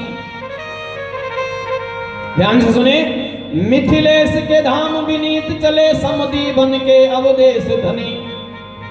दुल्हा विवाह के हेतु बने, बिन बाप के श्री रघुवंश मने। ये सब बने ही बने हैं, ये बाप भी बना हुआ है। कैसे? दुल्हा विवाह के हेतु बने, बिन बाप के श्री रघुवंश मने। ये बाप से थोड़ी ना उत्पन्न हुई, ये तो खीर से उत्पन्न हुई। और जहां बारात जा रही है, दुल्ही श्री जानकी के गृह में, दुल्हन श्री जानकी के गृह में, जननी ने नहीं धरनी ने जनी। वो भी मां से जन्म नहीं लिया, कहां से लिया? धरनी यानी पृथ्वी से उसने भी जन्म, वो भी बनी है। दुल्हन श्री जानकी के गृह में, जननी ने नहीं धरनी ने जनी। कतहु नहीं देखी सुनी अबलो, पर के बिनु जात बारात बनी, पर के बिनु जात बारात बनी। ये सब बने ही बने। अरे कब फेरे होंगे लगन का किसी को पता नहीं है, दूल्हे का भी पता नहीं है, लेकिन उधर से जनकपुर के लोग स्वागत करने के लिए मार्ग में अनेकों जगहें व्यवस्था बना रखी है, कहीं जलपान, कहीं कुछ खान पान की व्यवस्थाएं। लेकिन मिथिलांचल का जो सबसे सुंदर उपहार है, वो उपहार लेकर के आए हैं। दधी चिवड़ा उपहार आहार, दधी चिवड़ा उपहार आहार, दधी चिवड़ा उपहार आहार, दधी चिवड़ा उपहार आहार। भरी भरी कांवरी चले कहारा, भरी भरी कांवरी चले कहारा, दधी चिवड़ा उपहार आहार, दधी चिवड़ा उपहार आहार। दधी और चूड़ा, दही और चूड़े का ये मिथिलांचल का पावन पवित्र भोजन है। उपहार में रास्ते में सबको ये उपहार प्राप्त करवाए। बारात पहुंची, मां जानकी को खबर लगी कि बारात नजदीक आ गई है। जानी सिया बारात पुर आई, कछु निज महिमा प्रगट जनाई। जगत की जननी है मां जानकी, तो उन्होंने अपना कुछ प्रभाव दिखाया है। हृदय सुमिर तब सिद्धि बुलाई, रिद्धि और सिद्धि को बुलाया है। भूप पहु नहीं करन पठाई। जितने भी अयोध्या नगरी से आए हैं सबकी खूब आवा भगति कर रहे हैं। बारात पहुंची, यथा योग्य स्थान रहने ठहरने के लिए दिया।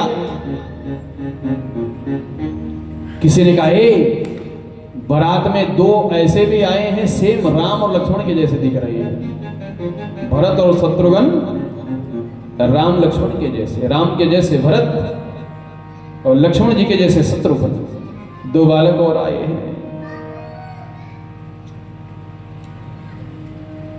अब देखो राम जी पहले तो बिना दुल्हे के बारात गई और मंगल स्नान सबका अपने घर में होता है, दूल्हे का अपने घर में होता है, लेकिन भगवान का मंगल स्नान भी वही हुआ। मिथिलांचल की नारियां गा रही है, हिल मिल आज सजइयोरी रघुराज बना को, हिल मिल आज सजइयोरी रघुराज बना को, हिल मिल आज सजइयोरी रघुराज बना को, हिल मिल आज सजइयोरी रघुराज बना को, हिल मिल आज सजइयोरी रघुराज बना को, हिल मिल आज सजइयोरी रघुराज बना को, पीड़ा पे बैठार प्रथम सखी, पीड़ा पे बैठार प्रथम सखी, पीड़ा पे बैठार प्रथम सखी, पीड़ा पे बैठार प्रथम सखी, मुकुटन अंग करइयोरी रघुराज बना को, मुकुटन अंग करइयोरी रघुराज बना को, दिल मिल आज सजइयोरी रघुराज बना को, हिल मिल आज सजइयोरी रघुराज बना को।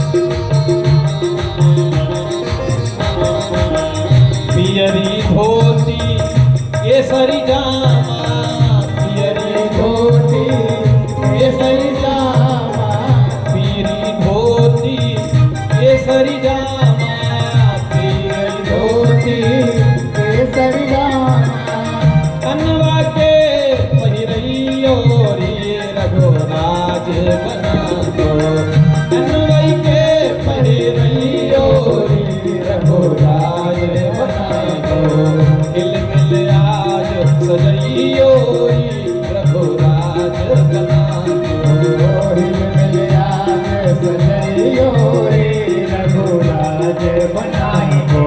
जय हो। राम जी का मंगल स्नान हो रहा, उपकरण लगाया गया। मंगल स्नान के बाद पीले वस्त्र धारण कराए गए, पीली धोती केसरी जामा। जय हो।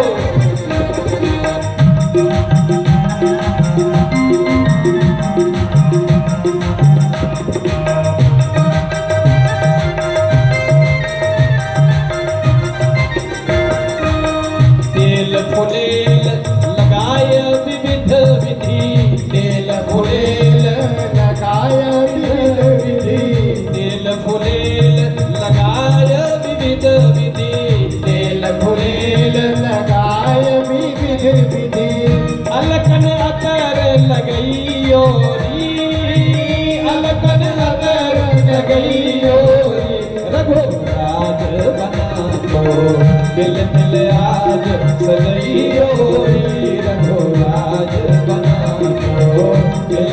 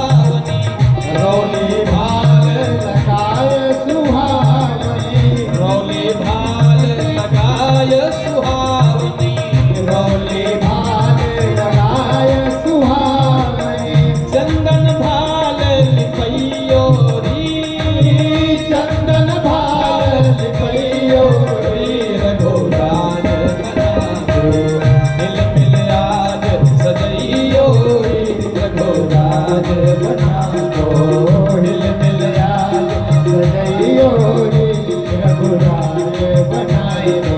जय हो।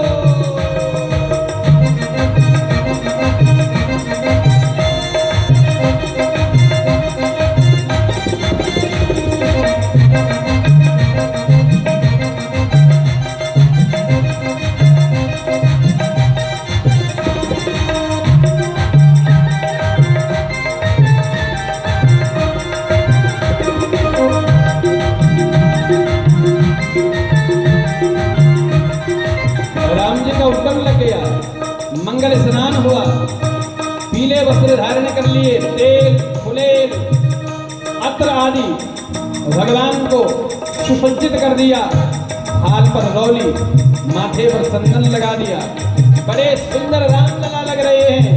सखियां क्या कह रही हैं? तो ना लगे ना काहू सखी को, तो ना लगे ना काहू सखी को। अरे इतने सुंदर राम दिख रहे, किसी की नजर ना लगे। तो ना लगे ना काहू सखी को, तो ना लगे ना काहू सखी को। भाल ठिठो ना लगइयो री, भाल ठिठो ना लगइयो री। रघुराज बना को मिल मिल आज सजइयो री। रघुराज बना को मिल मिल आज सजइयो री। रघुराज बना को मिल मिल आज सजइयो री। रघुराज बना को मिल मिल आज सजइयो री। रघुराज बना को मिल मिल आज सजइयो री। रघुराज बना रघुराज बना बोल जानकी मंगल भगवान। भगवान को सुसज्जित करवाया गया, राम जानकी का मंगल स्नान होता है, सज धजते हैं।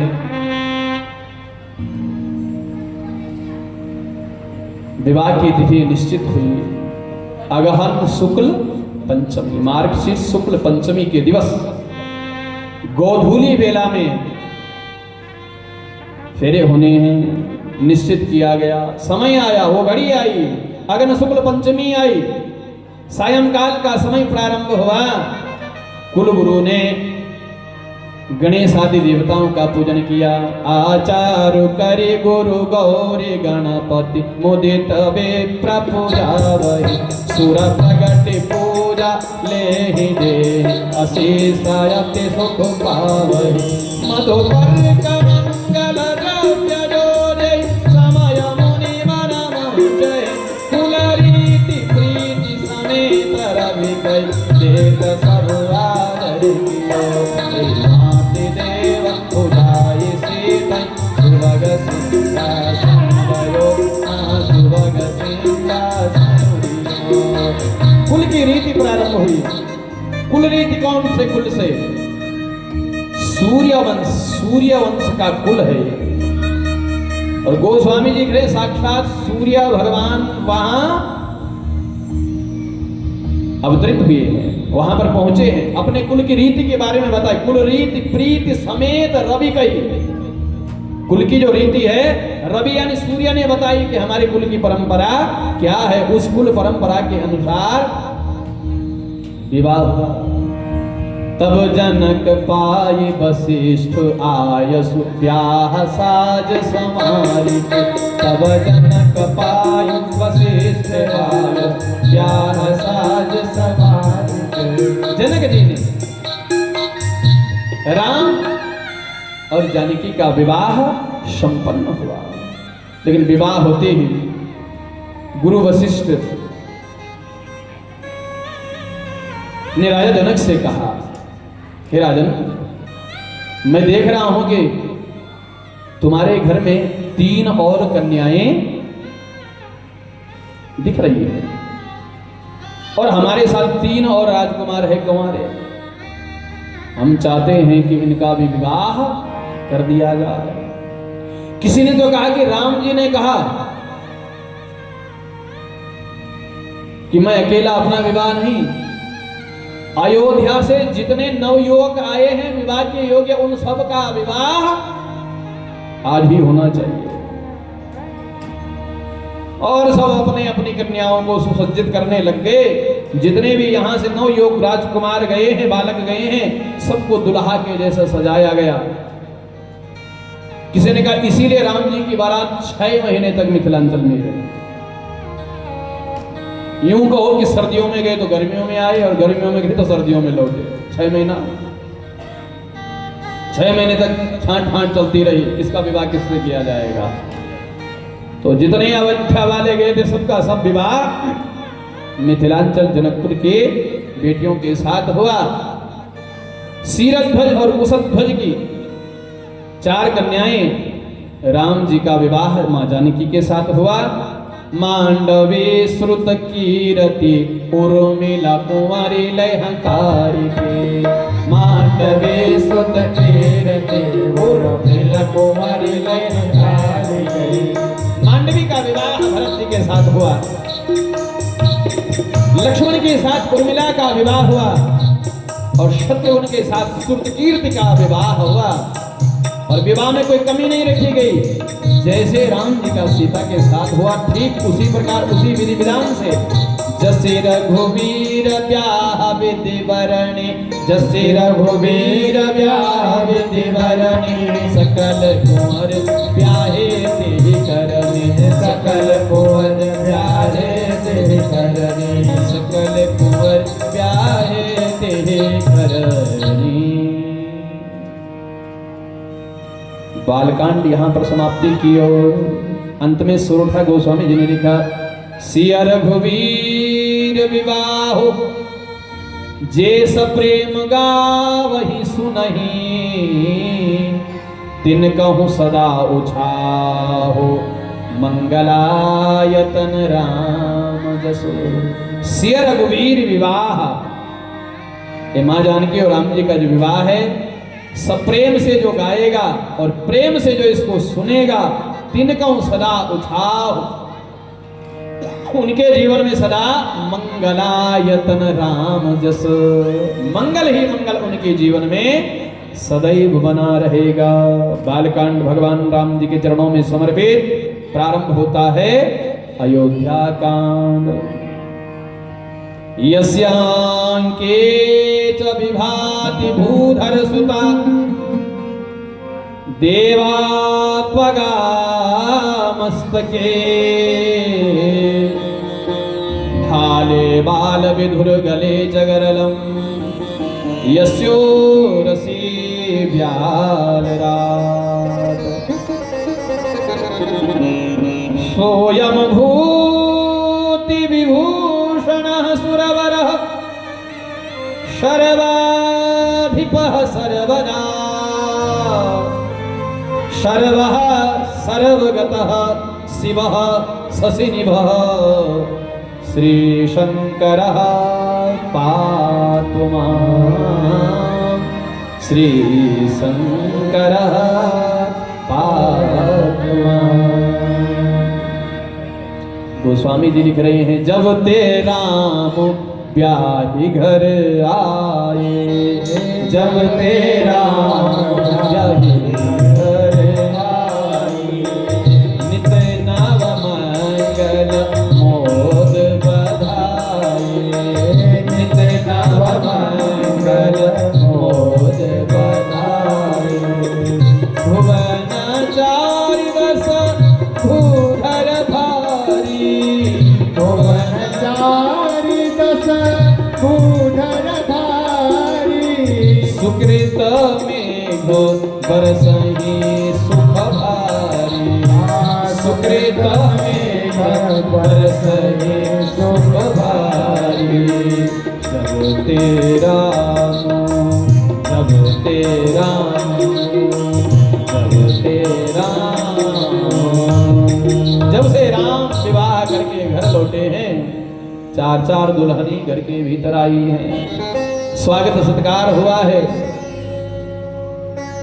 नित नव मंगल मोद बधाई, रोज नए नए मंगलाचार हो रहे हैं, नई नई खबर, नई नई खुश खबरी अयोध्या नगरी में फैल रही है।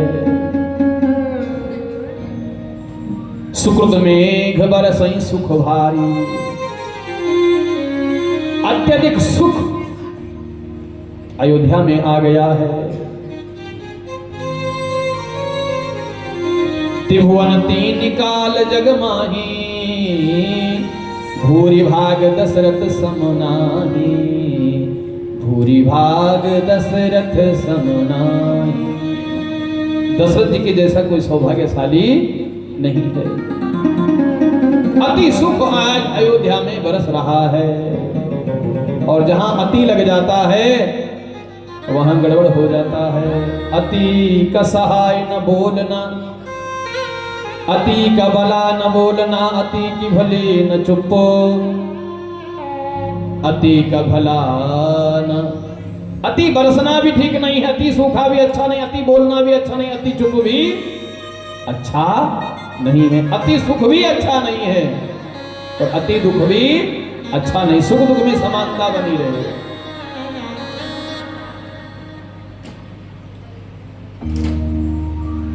लेकिन अत्यधिक सुख अयोध्या में बरस रहा है। राजा दशरथ ने एक दिन शीशा हाथ में लिया, सिंहासन पर बैठे हुए थे। राय सुभाय मुकुर कर लीना, मुकुर शीशा अपने हाथ में लिया। बदन बिलो के मुकुट सम कीना, जब देखा तो देखा मुकुट थोड़ा तिरछा हो रखा है, तो मुकुट को सीधा किया। लेकिन मुकुट जब सीधा कर रहे थे, एक तरफ से मुकुट ऊपर उठा हुआ था, तो जहां से ऊपर उठा था वहां देखा कान के बगल में बाल सफेद हो चुके हैं। श्रवण समीप भये सिद्ध केसा, मनहु जरठपन अस संदेशा। मानो बाल संदेश दे रहे हैं कि राजन अब आप बूढ़े हो चुके हैं, और बुढ़ापा जब भी आता है ध्यान देना, जब भी बाल पकेंगे तो पहले यहाँ कान के बगल से ही बाल सफेद होते हैं। मतलब संदेश आया है कि आप अब चौथे वन में आने वाले हैं, और 4 ही पुरुषार्थ होते हैं, धर्म अर्थ काम और मोक्ष। धर्म अर्थ और अनेक कामनाएं आपने पूरी कर ली है, चौथा वन आ गया। जो चौथा पुरुषार्थ मोक्ष है उसके लिए कुछ प्रयास कर लीजिए। राजा दशरथ को लगा कि अब मैं बूढ़ा हो गया हूं, अब ये राजपाट मुझे अपने पुत्र राम को सौंप देना चाहिए। यह विचार उर आन नृप, सुदिन सु अवसर पाए, प्रेम पुलकितन मुदित मन, गुरहि सुनायहु जाय। मन में जब विचार आया कि मैं अब राज्य राम जी को दे दूंगा, तो ये खबर सबसे पहले गुरुजी के पास देने के लिए पहुंचे हैं। और गुरुजी से कहा, गुरुजी मेरे मन में विचार आया है कि अब मैं बूढ़ा हो गया हूं, मेरे बाल पकने लग गए हैं, बुढ़ापा आ रहा है, चौथा वन आ रहा है, अब मुझे यह राजपाट अपने पुत्र राम को सौंप देना चाहिए। नाथ राम करिहूं जो बुराजो, कहीं कृपा करिय समाज। गुरुदेव आप कृपा करो, मुझे क्या करना चाहिए? गुरुजी ने कहा, बेग विलंब न करिय नृप, साजिया सबुई समाज, सुदिन सुमंगल तवहि जब, राम हो जुबराज। गुरुजी ने क्या कहा? बेगी राजन जल्दी करो, विलंब मत करना। बेगी विलंब न करिए नृप, हे राजन विलंब मत करना, जितने जल्दी हो सके उतने जल्दी ये राज्य राम को सौंप दो। दिन मत देखना, कोई लगन शोधन करेंगे, कोई दिन निकालेंगे, नहीं नहीं नहीं नहीं। सुदिन सुमंगल तवहि जब, वो दिन ही मंगल है जिस दिन राम जी गद्दी पर बैठ जाएंगे, वही दिन शुभ हो जाएगा, वही मंगल हो जाएगा। इसलिए विलंब मत करो, तुरंत राम जी को गद्दी पर बैठा दीजिए। दशरथ जी ने कहा, गुरुजी ठीक है। दशरथ जी वापस आए और राजभवन में अपने मंत्रियों को कहा, कल मैं राम को राज्य दे दूंगा, युवराज पद पर बैठा दूंगा। अब जब खबर फैल गई चारों ओर कि कल राम जी युवराज पद पर बैठेंगे, राजा बनेंगे, सकल कहें कब होए काली, सकल कहें कब होए काली, विघन मनावहि देव पुचारी, विघन मनावहि देव पुचारी। सब अयोध्या वाले लोग कह रहे हैं कब होए हैं काली, कल कब होएगा, कल सुबह कब होएगी, ये रात कब बीतेगी, कब प्रातः काल होगी, कब हमारे राम राजा बनेंगे। लेकिन स्वर्गलोक में देवता लोग बड़े परेशान हो गए। विघ्न मनावहि देव कुचाली, वो कुछ विघ्न उत्पन्न करना चाहते हैं देवता लोग कि राम अगर गद्दी पर बैठ गए तो हमारा काम कैसे बनेगा। इन्होंने अवतार लिया है, दुष्ट और पापियों का संहार करने के लिए सिंहासन पर बैठ जाएंगे तो रावण का अंत कैसे जल्दी होगा। देवी देवता सब सरस्वती माता की शरण में चले गए। हे मैया हम तुम्हारी शरण में हैं, क्या विपत्ति हमारे बिलो की बड़ी, मातु करी सोए आज, राम जाहि बन राज तजी होई सकल सुरकाज। राम जी गद्दी पर ना बैठे, राम जी वनवास को चले जाएं, आप कुछ ऐसा कीजिए होई सकल सुरकाज, हम देवताओं का काम बन जाए। मां सरस्वती ने कहा ये देवताओं तुम बड़े स्वार्थी हो, तुमसे दूसरे की खुशी देखी नहीं जाती है। अरे मैं ऐसा काम करूंगी, मैं क्यों करूं ऐसा काम। देवताओं ने कहा हे मां तू ही एक सहायक है। अरे राम जी का अवतार हुआ ही हमारे कल्याण के लिए है, हमारे दुख को दूर करने के लिए, पृथ्वी के भार को उतारने के लिए, वो राजा बनने के लिए उनका अवतार नहीं हुआ है। हे मां सरस्वती, राजा दशरथ ने तो प्रातः काल ही उन्हें युवराज पद देने के लिए कह दिया है, आप रातों रात कुछ ऐसा कर दीजिए प्रातः काल राम जी को राजगद्दी नहीं वनवास मिल जाए, ऐसा कुछ कीजिए। मां सरस्वती ने कहा मैं कोशिश करूंगी। मां सरस्वती अयोध्या नगरी में भ्रमण करती है, देखती है कौन मेरे बस में होने वाला है, कौन है जो इस अपजस की पिटारी को किसके सिर पर फोड़ूं। यहां तो सब ज्ञानी स्वरूप है, यहां सब ज्ञानवान है, किसकी मति को फोड़ूं। तब देखा नाम मंथरा मंदमती, मंदमती की एक नजर आई। नाम मंथरा मंदमती, चेरी कई कई केरी, अजस पेटारी ताही करी, गई गिरा मती थे। गिरा दानी सरस्वती ने मंथरा की मति को फेर दिया। और राजा दशरथ के कहने पर तो नगर को सजाया जा रहा है कि कल राम को राज्य पद पर बैठाया जाएगा। सारे नगर की रातों रात तैयारियां हो रही है, खूब लड़ियां सजाई जा रही है। मंथरा ने देखा ये सब क्या हो रहा है। दीघ मंतरा नगर बनावा, मंजुल मंगल बाज बधावा, मंगल बाजे बज रहे हैं। पूछा उसने लोगों से, पूछे सी लोगन का हौछाहू। मंत्रा ने पूछा ये सब क्यों सज बज रहा है, ये लड़ियां वड़ियां क्यों लग रही है, क्या होने वाला है। किसी ने कहा राम तिलक, कल हुए राम जी को तिलक होगा।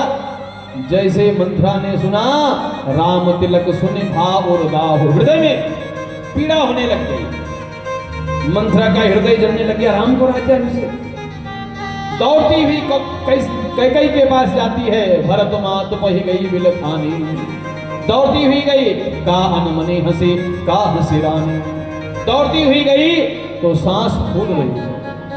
कैके ने कहा है मंत्रा तुझे क्या हो गया। अब मंत्रा कुछ बोल न पाए, जैसे सांस फुफकारता है ऐसे लंबे लंबे सांस भर रही हैं। ओह ओह, अरे क्या हुआ। उतर दे नहीं ले ही उसासु, लंबे लंबे श्वास भर रहे हैं, नारी चरित करी डार रही आंसू, आंसू गिराने लग गई। अरे मंत्रा हुआ क्या है? छाड़ श्वास कारी जनु सांपनी, इतने लंबे श्वास ले रही जैसे कोई सांपनी सांप फुफकार रही हो, ऐसे सांप की जैसी श्वासें भर रही हैं। अरे मंथरा सब कुशल से तो हैं, तुझे क्या हो गया? राजा ठीक हैं, राम जी ठीक हैं? मंथरा ने बोला राम जी से अलावा और कौन ठीक है? बस राम जी ही ठीक है। राम ही छाड़ी कुशल के आजो, राम जी से अलावा और कौन कुशल है? आज राम जी ही कुशल है, बाकी कोई कुशल नहीं है। के कही तेरा पुत्र तो विदेश गया हुआ है, पूत विदेश में सोच तुम्हारे, लेकिन तुम्हें कोई सोच नहीं है अपने पुत्र के बारे में। नींद बहुत प्रिय सेज तुम आई, तुमको तो ये बिस्तर बड़ा प्रिय है, नींद बड़ी प्रिय है तुम्हें, सो सो हमें क्या लेना देना। लखो न भूप कपट चतुराई, तुमने राजा की चतुराई को नहीं देखा है। अरे मंत्रा तू बोल क्या रही है?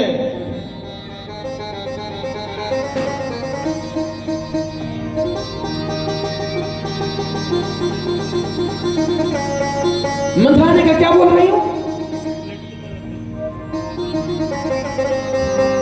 अरे तुम्हारी सौत के बेटे को राज्य अभिषेक किया जा रहा है, क्या बोल रही हूं?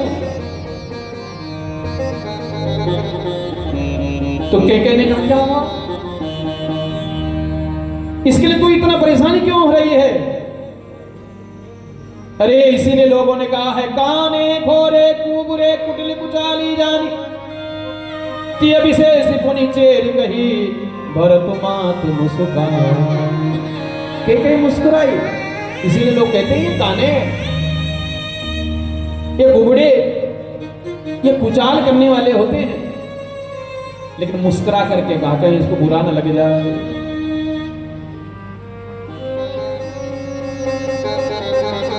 कौशल्या सम सब महतारी, राम ही सहज सुभाय प्यारी।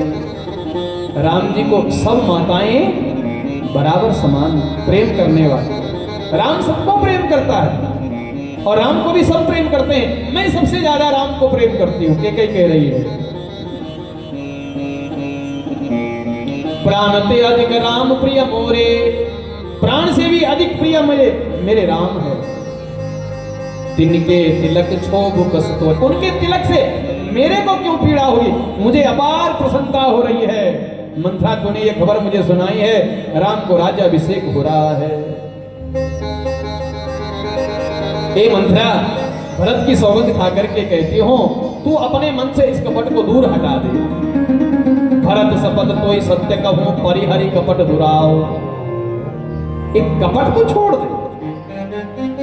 हर्ष समय विस्मो करीसी कारण मुहि सुना। ये हर्ष का समय है, प्रातः काल राम को युवराज पद पर बैठा जाएगा, मुझे बड़ी प्रसन्नता हो रही है।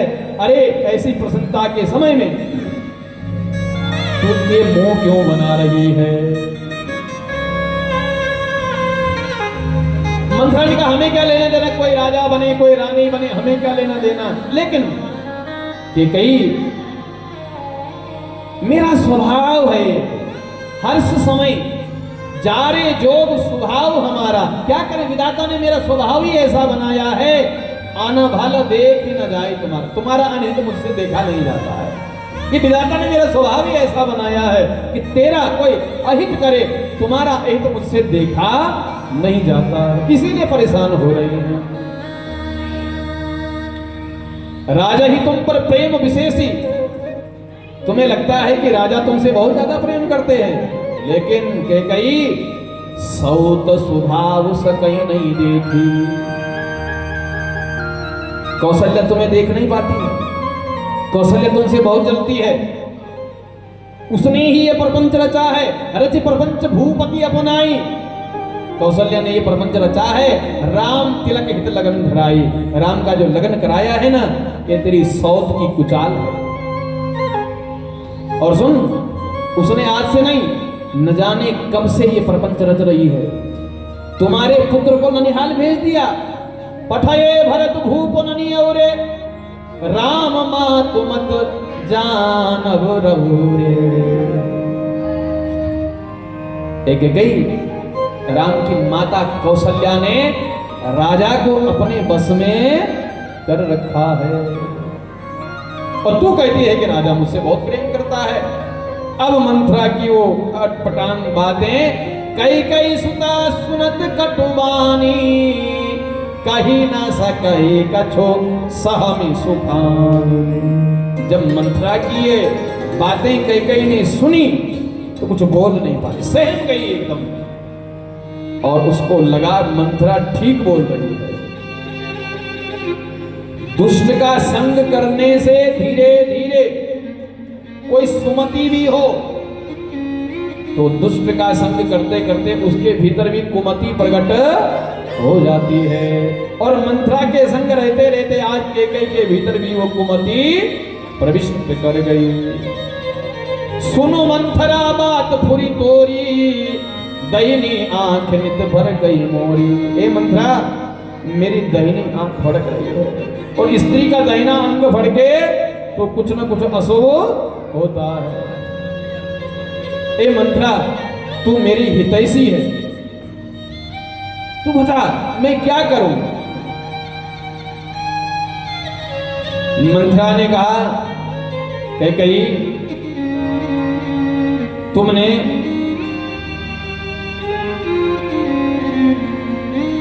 एक समय राजा दशरथ के साथ युद्ध करने के लिए जब तुम गई थी तो युद्ध के समय में तुमने राजा की सहायता करी थी।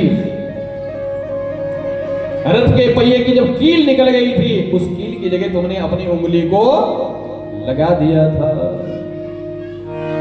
और उस समय राजा दशरथ ने तुमसे कहा था कि वरदान मांगो, एक नहीं 2 वरदान मांगो, और तुमने धरोहर के रूप में वो 2 वरदान राजा के पास रखे हुए हैं कि जब आवश्यकता होगी तब मांगूंगी। मंथरा कह रही है कैकेयी, आज उन 2 वरदानों को तुम मांग लो। दुई वरदान भूप सन थाती, मांगहु आज जुड़ावू छाती। क्या मांगूंगी मैं? हे मंथरा, तू मुझे सच सच बता, तू मेरी परम हित करने वाली है, मैं क्या मांगू?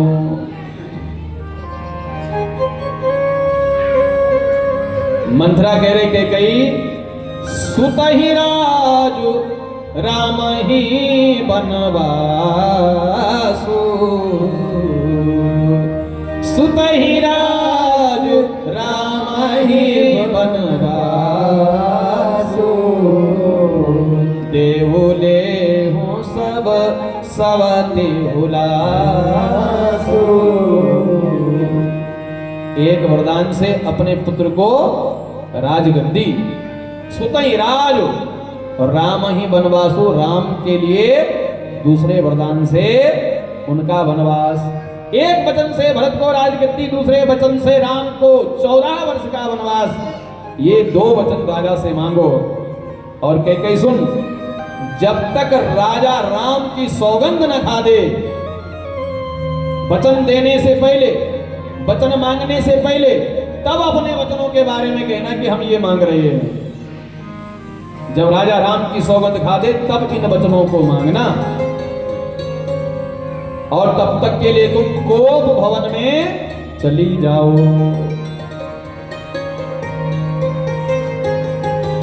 मंथरा की बात मानकर कैकेयी कोप भवन में चली जाती है। शाम का समय हुआ, अक्सर राजा दशरथ जी कैकेयी के भवन में ही रहते हैं। सांझ समय सानंद नृपो गयों के कई गे, गवन निठुरता निकट किय जनु भरी देह स्नेह।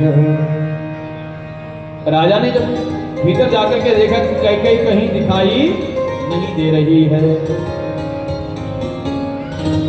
किसी से पूछा कैकेयी कहाँ चली गई है, तो खबर मिली कि कैकेयी तो कोप भवन में चली गई है।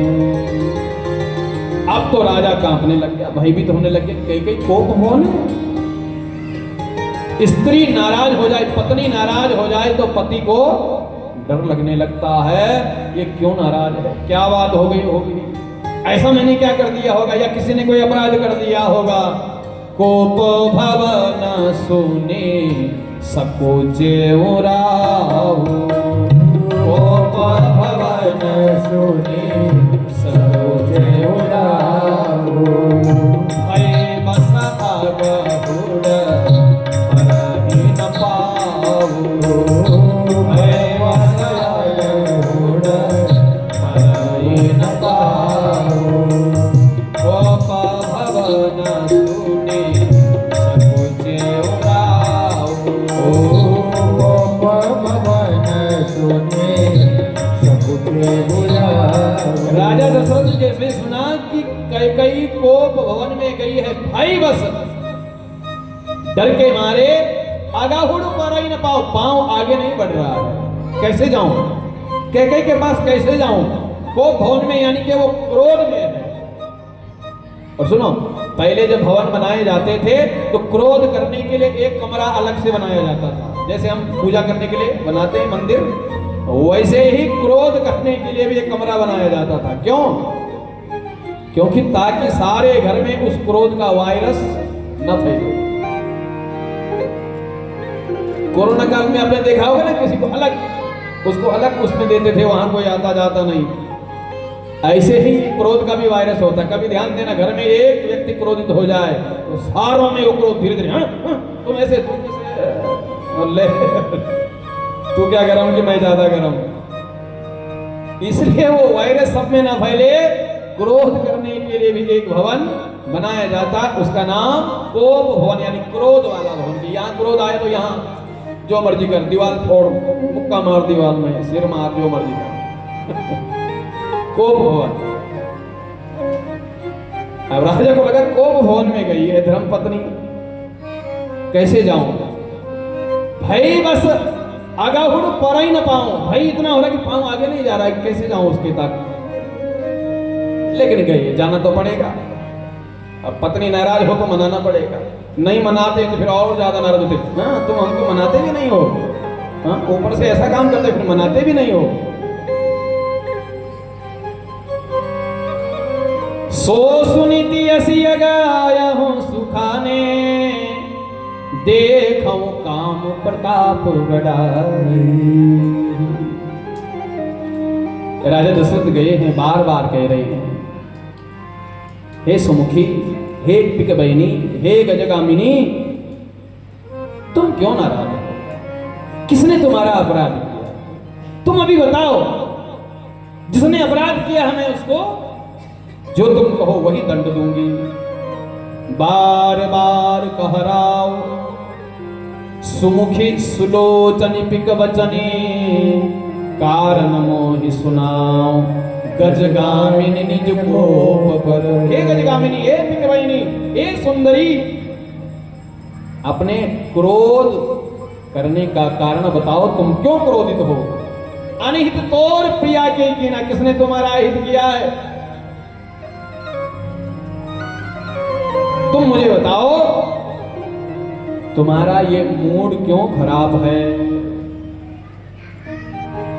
अरे कैकेयी, राम ही देव काली युवराजु, कल सुबह मैंने राजा को, राम को युवराज पद पर बैठाना है, ये मंगल कार्य कल प्रातः करना है।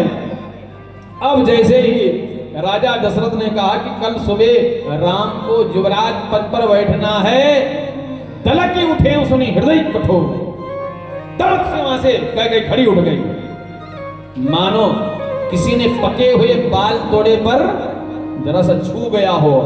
बाल तोड़ा कहीं हो, उसको कोई छू ले तो आदमी एकदम छटपटाने लगता है। जन्म छुई गया पाक बर तोरू, पका हुआ बाल तोड़े पर जैसे किसी ने हाथ लगा दिया, ऐसे तमक के कैकेयी उठी है और क्या बोली, बोलना तो चाहती थी क्रोध में, लेकिन मुस्कुराई, क्योंकि उसने तो नीति चलनी है। कुछ कपट करना, कपट में जहां क्रोध हो वहां मुस्कुराना पड़ता है। भीतर कपट है, क्रोध है, लेकिन कपट स्नेह बढ़ाई बहोरी, बोली बिहसी नयन मोरी। हंस के बोली लेकिन मुंह मोड़ते हुए बोली। क्या बोली? मांगो मांगो पे कहो पिया। तुम कह रहे हो कि मांगो, क्या तुमको चाहिए, लेकिन तुम हर बार कहते हो मांगो मांगो मांगो मांगो। कवाहू ना, देहू ना, लेहू, लेकिन तुमने कभी ना लिया है ना दिया है। रोज कहते हो कि मांगो मांगो मांगो।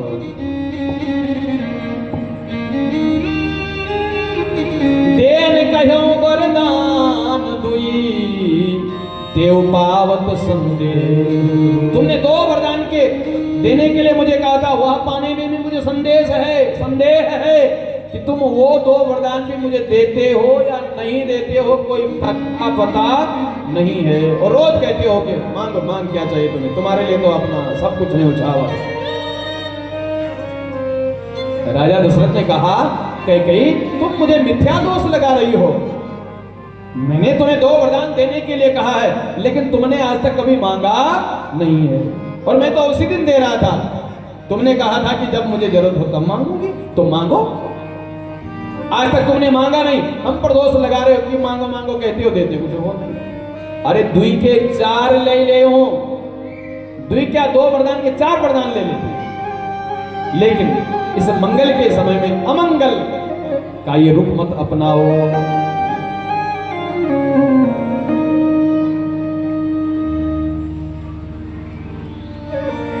कैकेयी कहती सौगंध खाओ कि जो मांगूंगी वो दूंगी।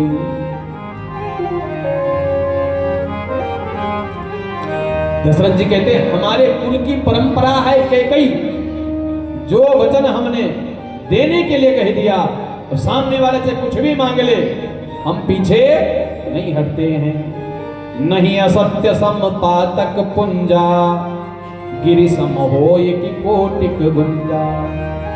और तेहि पर राम शपथ करी आई। और कैकेयी मैं राम की सौगंध खा करके कहता हूं, जो तुम मांगोगी वही तुम्हें मिलेगा। अब तो राम जी की सौगंध जैसे खाई, कैकेयी ने कह दिया, सुना हो प्राण प्रिय भावत जी का, सुना हो प्राण प्रिय भावत जी का, सुना हो प्राण प्रिय भावत जी का, सुना हो प्राण प्रिय भावत जी का।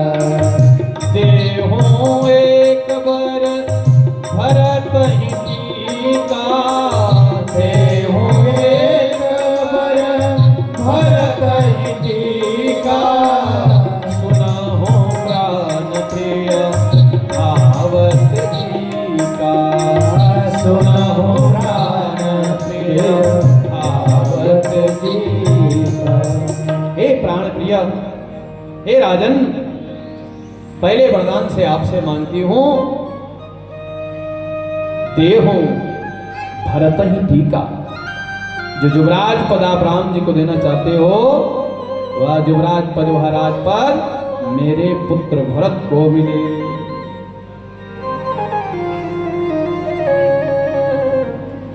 दशरथ जी ने कहा कि देखो मेरे लिए तो राम भी उतना ही है और मेरे लिए भरत भी उतना ही है, लेकिन हमारे रघुवंश की परंपरा है कि बड़े पुत्र को ही युवराज पद दिया जाता, इसलिए, नहीं तो मेरे में कोई फर्क नहीं है।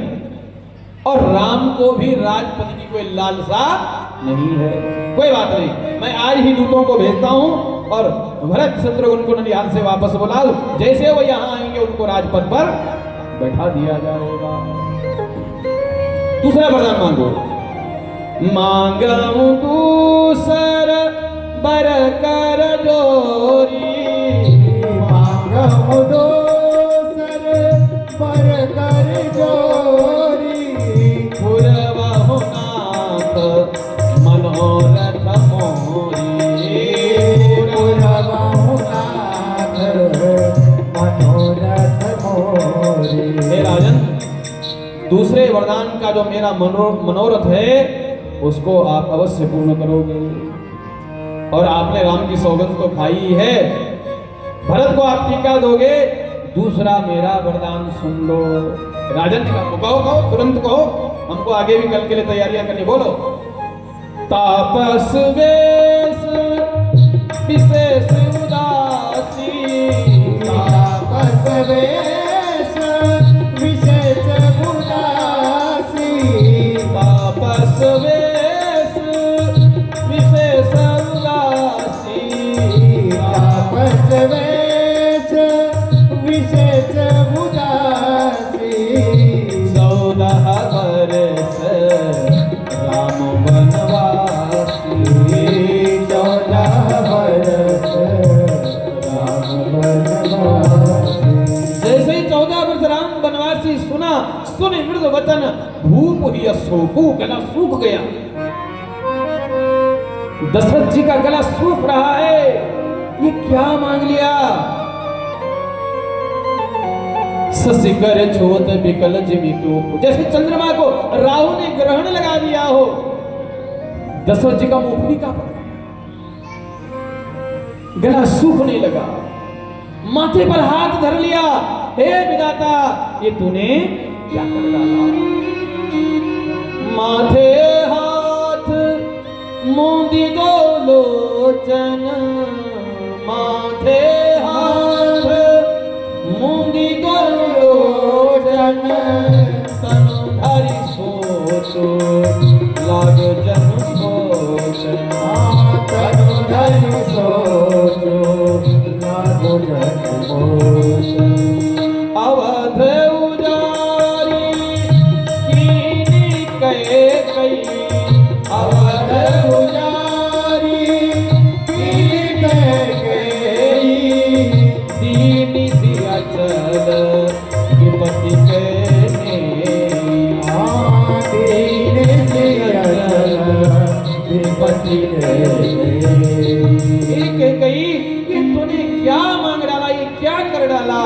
पूरी अवध नगरी जो मंगलमय प्रातः काल की मंगल तैयारियों में लगी हुई है, तूने उस पर ग्रहण लगा दिया है। राजा दशरथ सहम गए, कह रहे हैं कवने अवसर का भयो गयो नारी विश्वास, कौन से समय में क्या हो जाए। दशरथ जी कह रहे मेरा तो स्त्री पर से विश्वास ही उड़ गया, गवो नारी विश्वास, जोग सिद्धि फल समय जिमें जिति ही अविद्या नाश। एक एक ही, ये तूने क्या कर डाला?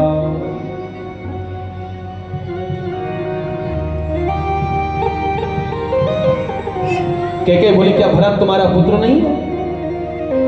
भरत की राउर पूत न होई, ओनो मेल मिसाई कोई, क्या मुझे तुम खरीद करके कहीं से लेकर आए हो? क्या वो तुम्हारा पुत्र नहीं है? राजा दशरथ ने कहा मैं कब कह रहा हूं कि मेरा पुत्र, उसको तो मैं राजगद्दी देने के लिए तैयार हूं, लेकिन दूसरा वर असमंजस मांगा, जो तुमने दूसरा वरदान मांगा है ये ठीक नहीं मांगा है। मेरे भरत और राम प्रिय आंखें, ये मेरे दोनों नयन है।